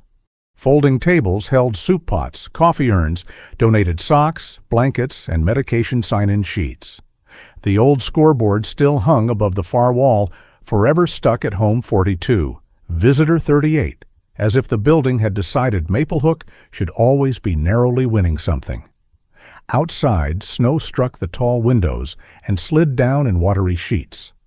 Inside, people arrived in soaked coats, stamping boots, holding pharmacy bags, thermoses, oxygen tubing, and plastic grocery sacks filled with whatever they had remembered to grab when the lights went out at home. Nolan Mercer sat at the coordination table near the front entrance. Not standing, sitting. That had been Dr. Claire Renwick's condition, delivered with the calm of a woman who had learned that stubborn men listened better when instructions sounded like weather reports. "You will sit," she had said. "You will use the radio. You will not carry anyone. You will not move equipment heavier than a sandwich unless you want me to become unpleasant." "You already are." That was my polite version. So Nolan sat. A laminated floor plan lay in front of him, marked with exits, breaker panels, supply zones, and medical stations. Beside it sat his notebook, a handheld radio, a bottle of water, and the pill organizer June had placed there with a label written in black marker. "Take these or be haunted." June Whitaker had terrible handwriting and excellent instincts. Mara lay near the entrance where she could see the main doors, Bramble, Nolan, and anyone who approached too quickly. Her black and gold coat had grown healthier over the past weeks, though the torn edge of one ear and the careful placement of her right paw kept her from looking like any ordinary shelter dog. She watched the room as if it had been assigned to her. Bramble had become larger, louder, and in possession of no wisdom whatsoever. He trotted from cot to cot under June's watch, carrying a glove he had stolen from Otis Bell. The glove was far too large for him, dragging between his front paws like a defeated animal. Otis, seated near the coffee table with his old blue work coat buttoned wrong, pointed at the puppy. "That's theft," he said. "I want charges." Bramble tripped over the glove, rolled once, stood up, and wagged as if he had meant to do it. A woman on a nearby cot laughed for the first time since arriving. Otis sighed. Fine. Probation. The laugh moved through the row of cots gently, not loud enough to disturb the anxious, but enough to loosen something. Nolan felt it pass over the gym like a small match cupped against wind. That was new. Before Mara and Bramble, he had thought usefulness looked like force. Lift, break, shield, endure. Now sometimes usefulness looked like a puppy stealing gloves badly. Marisol Greer arrived just after 7 with a waterproof document case under one arm and snow in her dark hair. She did not shake it out until she had placed the case on Nolan's table, away from the soup, the coffee, and Bramble's enthusiasm for paper. "I brought copies," she said. "Of course you did." "One set for Rowan, one for the Hearthline board, one for Evelyn, one in case someone accidentally misplaces truth." "You think that happens?" "I audited hospitals. Truth falls behind filing cabinets all the time."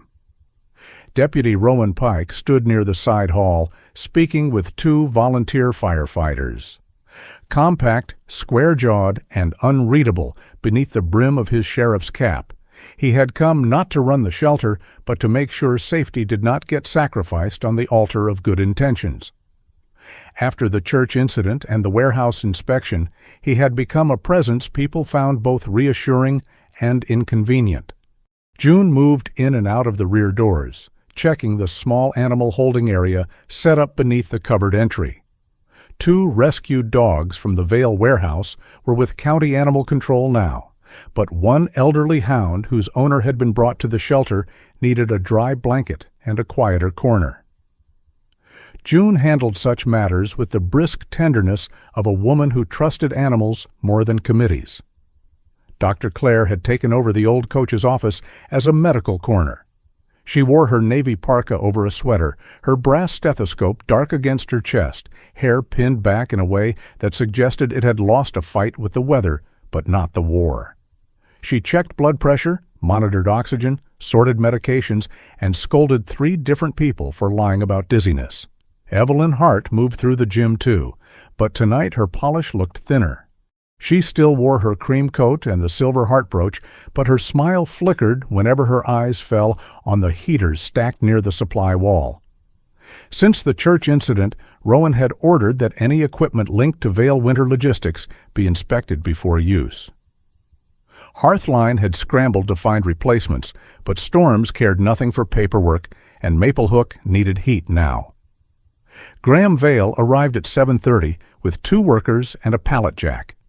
Nolan saw him before anyone announced him. Graham's black parka was dusted with wet snow, his scarf perfect despite the weather. He moved toward Evelyn first, speaking low. Whatever he said made her glance toward Rowan, then toward the supply wall. Marisol followed Nolan's gaze.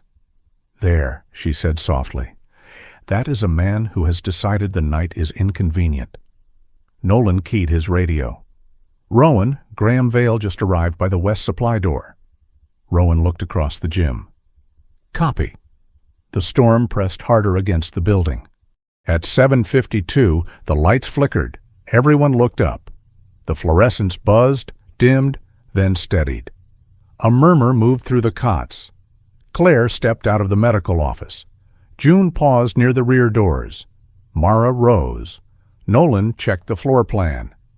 "Generator status?" he said into the radio. A volunteer answered from the utility hallway. "Main line unstable. Backup running partial load." "What's on the backup?" "Medical corner, entrance lights, kitchen heat, south wall outlets."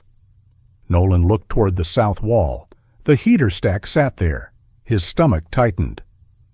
"Which heaters are plugged into those outlets?" Silence. Then the volunteer came back, uncertain. "2 portable units near the hall, maybe 3. Nolan stood. Mara moved with him. Claire saw him from across the gym and lifted one finger in warning. He sat back down, not because he wanted to, because she was right. He keyed the radio again. "Unplug all non-essential portable units on the south wall until inspected." "Do it now." Evelyn appeared beside the table. "Nolan, if we cut heat in that section, people will panic. We can move them first." "We can move them while cutting heat." Her voice lowered. "Please, not in front of everyone. Hearthline cannot survive another scene tonight." Nolan looked at her. For the first time, he saw not a polished director, not a fundraiser, not a woman protecting a brand, but someone terrified of watching a life's work collapse in public. That almost softened him. Almost.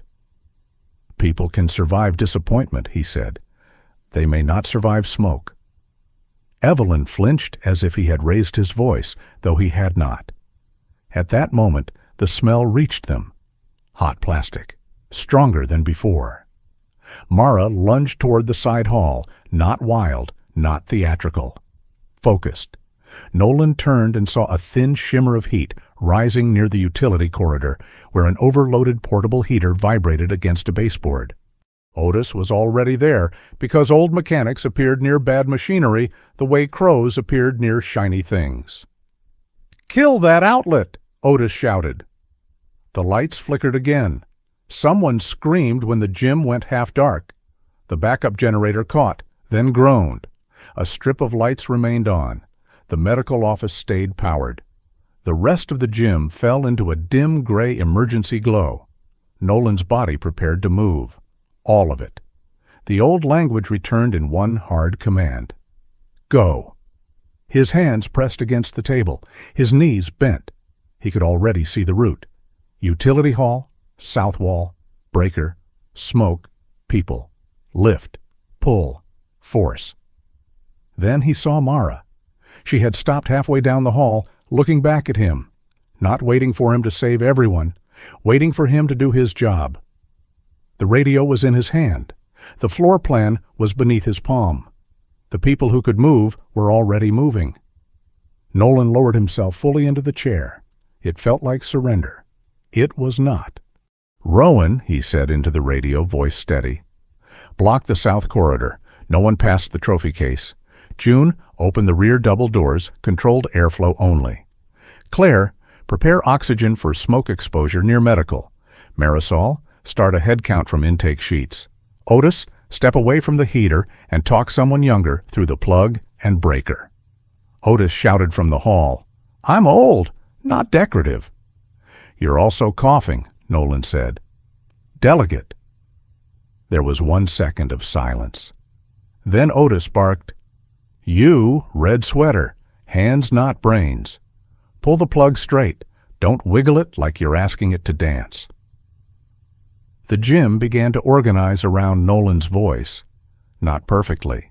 People never did fear perfectly, but fear could be given rails. Rowan moved fast, placing himself between the anxious crowd and the side hall.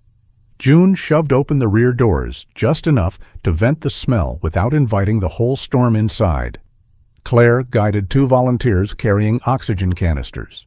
Marisol stood near the entrance with the intake clipboard, calling names in a calm voice that cut through the murmur like a bell. Bramble chose this moment to drag Otis's stolen glove directly into the center of the court and sit on it. A man wrapped in a blanket looked down and said, "That dog found the safest place." "First time for everything," June called from the door. A few people laughed.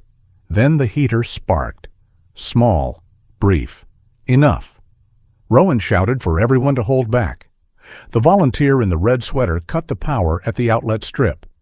Otis talked him through shutting down the nearest breaker.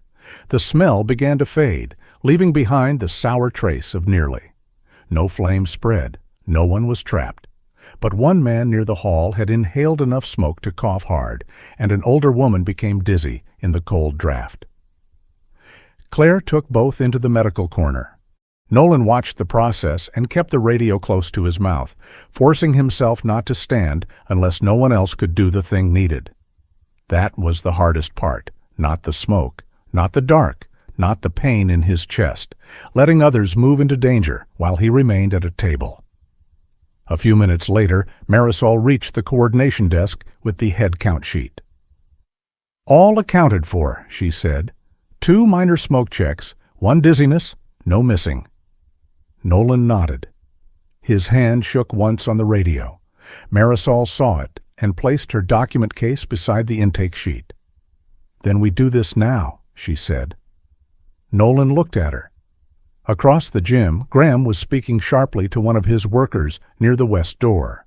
The worker had his hands on the pallet jack-loaded with several boxes of portable units. Rowan saw it too. "Mr. Vale," the deputy called, "those supplies stay." Graham smiled without warmth. "Deputy, if the equipment is causing concern, I'm removing it for everyone's safety." Marisol opened the case. "No," she said, loud enough for the nearest tables to hear. "You are removing evidence." The gym quieted in a way no alarm could have accomplished. Evelyn turned slowly. Graham's face did not change much, but his eyes did. They became colder, smaller. "This is inappropriate," he said. Marisol stepped forward with the kind of composure that made louder people seem badly dressed. "These invoices are inappropriate. These model codes are inappropriate. The refurbished units billed as new are inappropriate. The shell vendor registered to a postal box is inappropriate. The dogs held behind your warehouse in freezing conditions are inappropriate. My tone is a courtesy." No one moved. Then Otis Bell, wrapped in a blanket over his blue work coat, stood from a folding chair near the medical corner. He looked smaller under the gym lights than he did when making jokes. Older. But his voice carried. "I slept under one of those heaters last week," he said. "Thought I was lucky. Thought somebody remembered people like me got cold too." He coughed once, waved Claire away when she frowned at him, and continued. "I don't need to be somebody's picture in a brochure. I don't need pity with a logo on it. I just need the heat not to poison me." The sentence landed heavier than accusation. Evelyn's hand went to her silver heart brooch. For a moment, it looked as if she might defend herself. Nolan could see the speech gathering. Strained funding, emergency need, imperfect vendors, unfortunate oversight. Then her hand fell. "I knew there were complaints," she said. Graham turned sharply. "Evelyn?" She looked at him, and whatever arrangement had held them together cracked in the open air. "I knew there were complaints," she repeated, louder. "About the quality, about delays, about the labels. I told myself every organization makes compromises in winter. I told myself if Hearthline lost donors, people would freeze. I told myself the good we did was bigger than the corners we cut." Her voice broke on that last word, not theatrically, more like old wood giving underweight. "I did not think it would come to this," she said. Marisol's expression did not soften, but she lowered the papers slightly. Rowan stepped beside Graham. "Mr. Vale, I need you to come with me to answer questions regarding fraudulent billing, unsafe equipment distribution, and animal neglect connected to your storage site." Graham looked around the room as if searching for the version of himself people had applauded. No one offered it back. "This is a misunderstanding," he said. Rowan's face remained still. "Then paperwork will be your friend." He guided Graham toward the side exit. Not dragged, not handcuffed in a flourish, just removed from the room by a man whose patience had become procedure. The storm beat against the windows. Inside, the gym stayed dim and alive. People began talking again in low voices. Volunteers moved the suspect heaters away from occupied areas under Rowan's deputy's supervision. Claire returned to checking oxygen levels. June brought dry blankets from a verified donation box. Marisol began organizing documents on a folding table as if truth, once unpacked, should be kept in neat stacks. Nolan remained at the coordination desk until the room stopped tilting. Then it tilted anyway. He coughed into his elbow. Once, twice. The third time tore something loose inside him. Not blood, not drama, but strength. The radio slipped from his fingers and clattered against the table. Mara was beside him before anyone else understood. Claire reached him next. "Chair back," she said. "Head forward. Breathe with me." "I'm fine," he tried. Mara pressed her muzzle against the edge of his knee. Bramble, sensing a ceremony he did not understand, toddled up beside June with the stolen glove still in his mouth. Nolan looked at the puppy, at Mara, at Claire's steady face, at June hovering with worry disguised as irritation, at Marisol holding the head count sheet, at Otis pretending not to watch from his chair. For years he had believed standing alone was the last proof of strength. Now the whole room seemed arranged to disprove him. He let Claire guide him onto a cot near the medical corner. He let June put a blanket over him. He let Marisol take the notebook from his hand before it fell. He let Otis mutter, "About time someone benched the general." And when Mara placed her muzzle on the edge of the cot, Nolan did not tell her he was fine. He rested his hand on her head. Around them, the shelter continued to function. Soup was ladled, names were checked, heaters were replaced.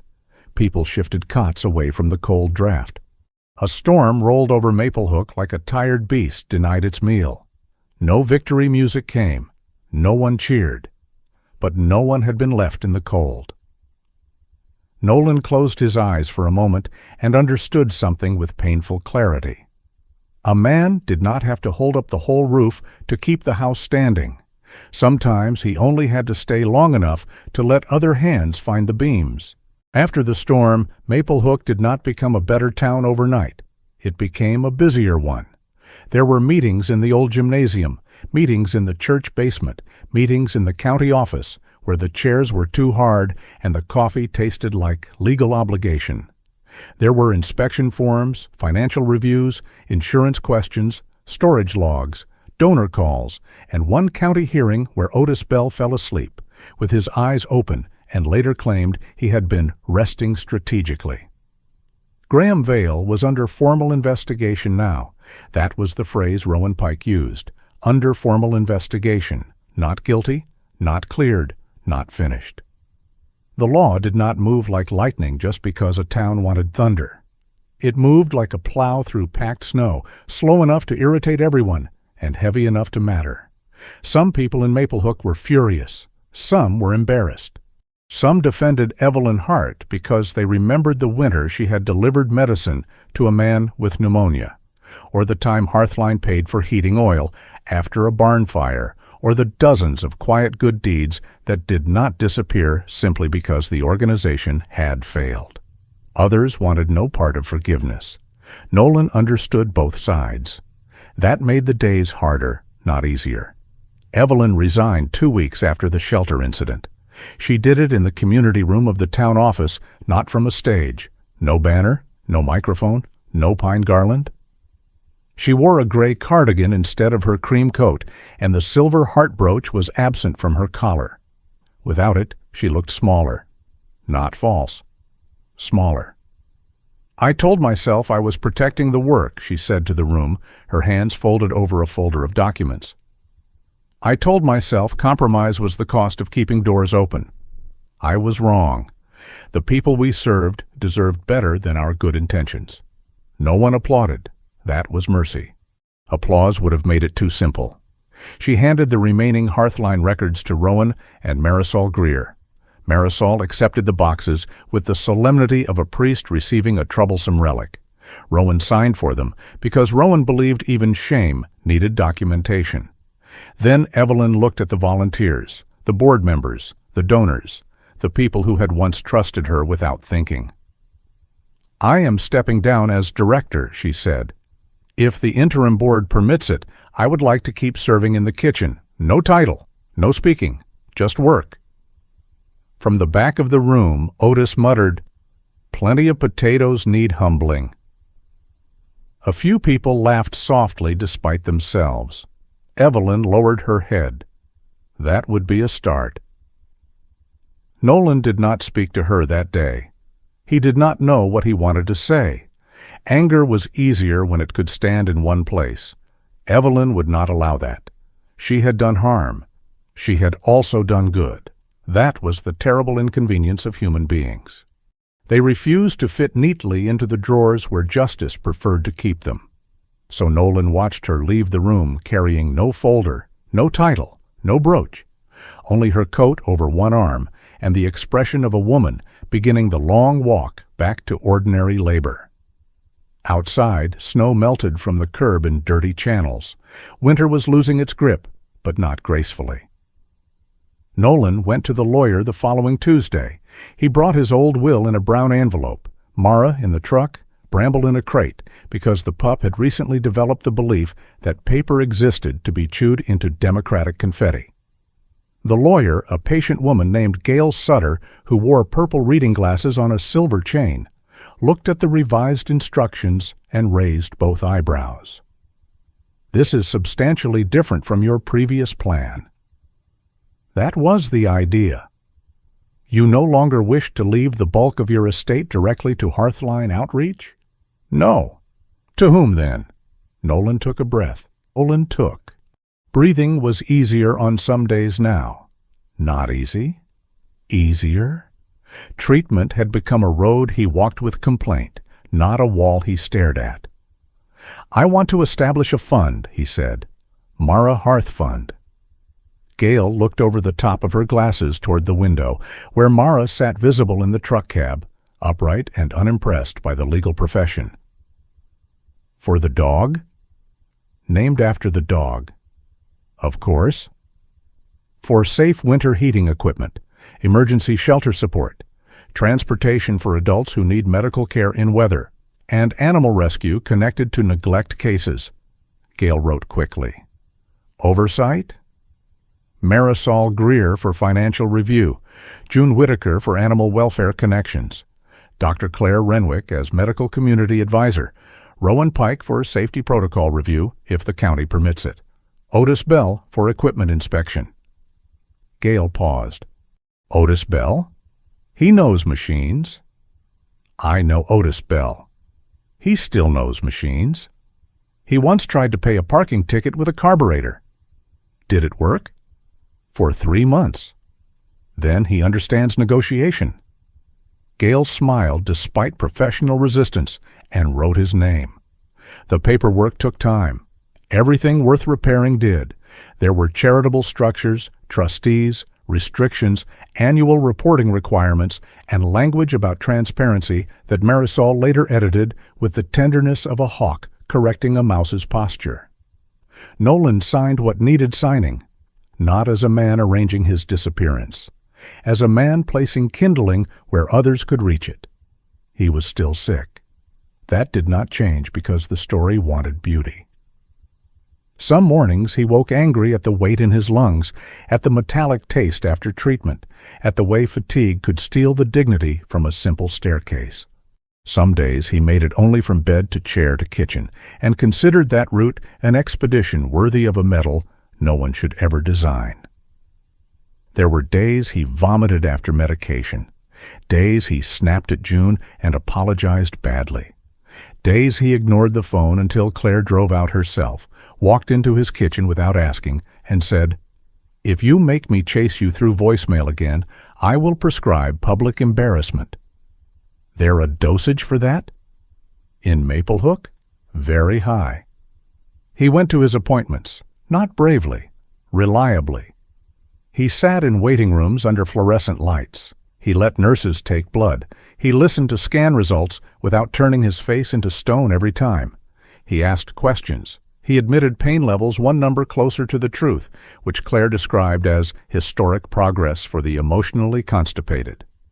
Mara came when she could, waiting in the truck or in approved spaces with June. Bramble grew too large for the crate and too foolish for unsupervised freedom. He developed long legs, uneven ears, and a talent for tripping over thresholds that did not deserve blame. At night, Mara still slept near the hearth. Bramble slept against her back, a young dark gold crescent curled beneath the older dog's shadow.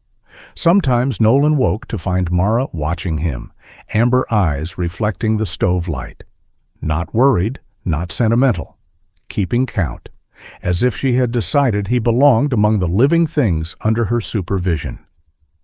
The town changed slowly, too. Hearthline became smaller before it became better. The interim board froze contracts connected to Vale. Marisol audited the accounts line by line, using her blue pen with surgical severity. Rowan coordinated with the fire marshal and county investigators. June helped place the dogs from the warehouse, though the scarred shepherd mix took time to trust any doorway. Claire started a weather transport list for patients who missed appointments when roads turned bad. Otis became the most irritating volunteer in 3 counties. He inspected heaters, generators, extension cords, battery packs, and anything with a plug. He wore a faded blue coat, carried his yellow-handled screwdriver in his breast pocket, and announced at least twice a week, "I retired from misery, not from tools." He failed 3 donated heaters in one morning and looked happier than a man finding gold. "Junk," he said, tagging one with red tape. "It was donated," a volunteer protested. "So was my first marriage. Still unsafe." By early March, the old shelter annex had been repaired and reopened under temporary safety rules. No equipment entered without inspection. No donations were staged for photographs before inventory. No emergency supplies were stored where exit doors could freeze shut. Rowan posted a checklist by the entrance that offended nearly everyone, which meant it was probably useful. A small gathering was held on the first clear Saturday after the repairs. Nolan tried not to attend. This failed for the usual reasons. June threatened to bring the gathering to his house. Claire said he needed mild social exposure. Marisol informed him his signature was required on a fund document, and Otis claimed Bramble owed him a glove. So Nolan arrived. The shelter looked different in daylight. No emergency buzz, no smoke, no rows of frightened faces. Wooden tables stood beneath patched windows. Bowls of soup steamed. Apple pies cooled near the kitchen. Volunteers moved in and out with less panic and more competence. Snow fell outside, light and slow, the kind of snow that seemed decorative only because enough people were warm. Above the main wall hung a new sign carved from maple by a retired carpenter. No warmth should be wasted. Nolan stopped when he saw it.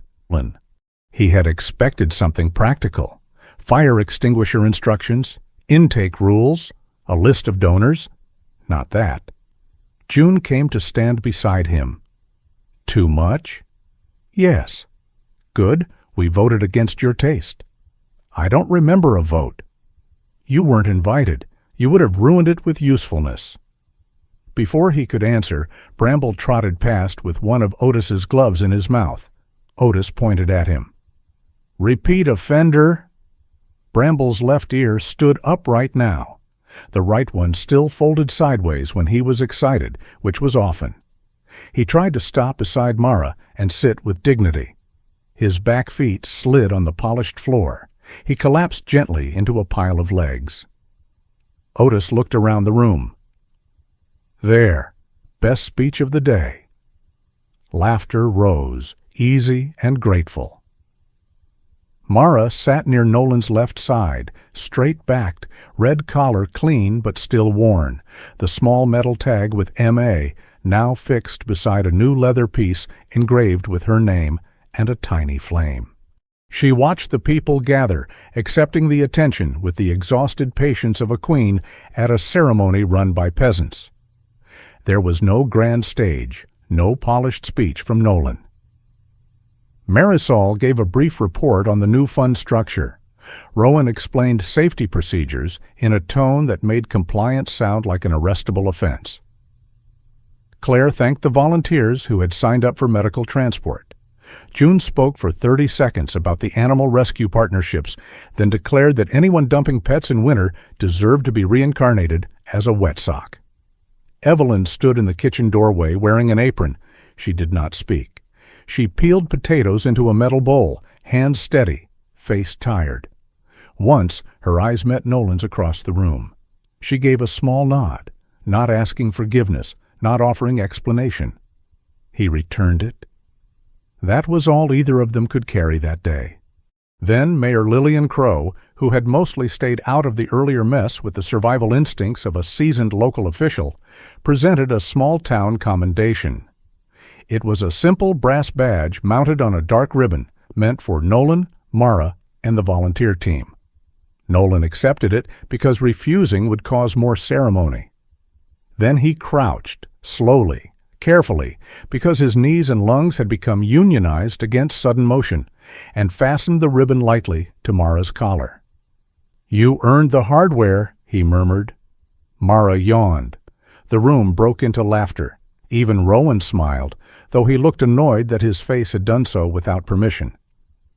Bramble tried to inspect the badge, bumped his nose against it, sneezed, and hid behind Mara with great dignity.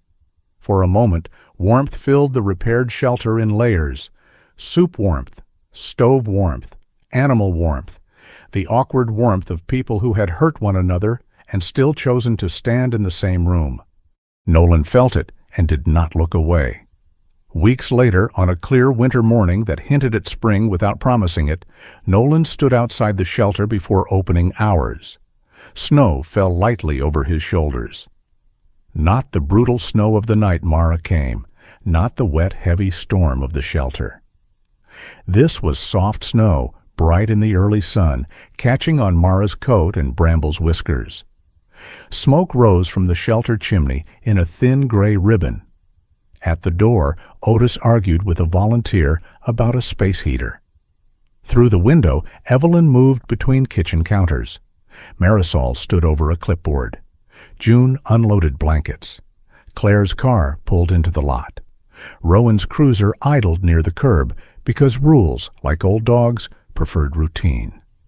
A few people who had once come to the shelter for help now arrived early to volunteer. One carried firewood, one brought clean towels. One set a box of inspected extension cords near the entrance and waited for Otis to approve them, as if seeking blessing from a cranky mechanical saint. Nolan watched them and thought of the will he had signed months ago beside a cold hearth. Back then, he had believed his remaining days were leftovers, scraps from a life already spent. He knew better now. Days were not leftover simply because there were fewer of them. A candle near its end was still fire. A winter morning did not ask how long the sun planned to stay before accepting its light. He still had cancer. He still had bad mornings. There would be scans, treatments, side effects, fear. Nothing in him had been cured by love, or by work, or by a dog's loyal eyes. But something had been interrupted. The quiet surrender, the tidy vanishing, the lie that leaving cleanly was the same as living well. Mara leaned against his leg, not heavily. Enough. Bramble sat on his other side, attempting to imitate her serious posture. His crooked ear ruined the effect. Nolan reached down and rubbed the pup's head, then rested his hand between Mara's ears. The shelter door opened. Warm air spilled out, carrying the smell of coffee, soup, and floor cleaner. June shouted from inside, "Mercer, if you're brooding out there, do it while carrying this box." Nolan looked at Mara. Mara looked back, as if to say the woman had a point. He smiled, not broadly, not like a man saved forever from sorrow, like a man still here. He picked up the box June had pointed to. It was light, clearly chosen for him. He pretended not to notice and carried it toward the door. Behind him, snow fell over Maplehook in shining silence. Ahead, the shelter waited with its patched walls, checked heaters, crowded tables, and stubborn little fire. Nolan Mercer stepped inside with Mara at his left and Bramble stumbling at his right. He was not immortal. He was not healed into myth. He was simply standing guard beside the warmth, one more day, while the valley breathed white and bright around him. And for the first time in a long while, one more day was not a sentence. It was a gift with work attached. Sometimes healing does not begin with a grand miracle. Sometimes it begins with one wounded life placed in our path, asking us not to look away. Elias did not save the whole river in one day. Lenora did not heal every creature at once. Bracken did not erase the town's fear. But together they chose truth over silence, care over convenience, and hope over giving up. Maybe that is where grace often starts, not in perfect answers, but in small, faithful steps. If this story touched your heart, share your thoughts in the comments. Tell us what Bracken's journey meant to you. And if you believe stories like this still matter, please subscribe and walk with us into the next one. May you find courage for the burden in front of you and peace for the wounds still learning how to heal.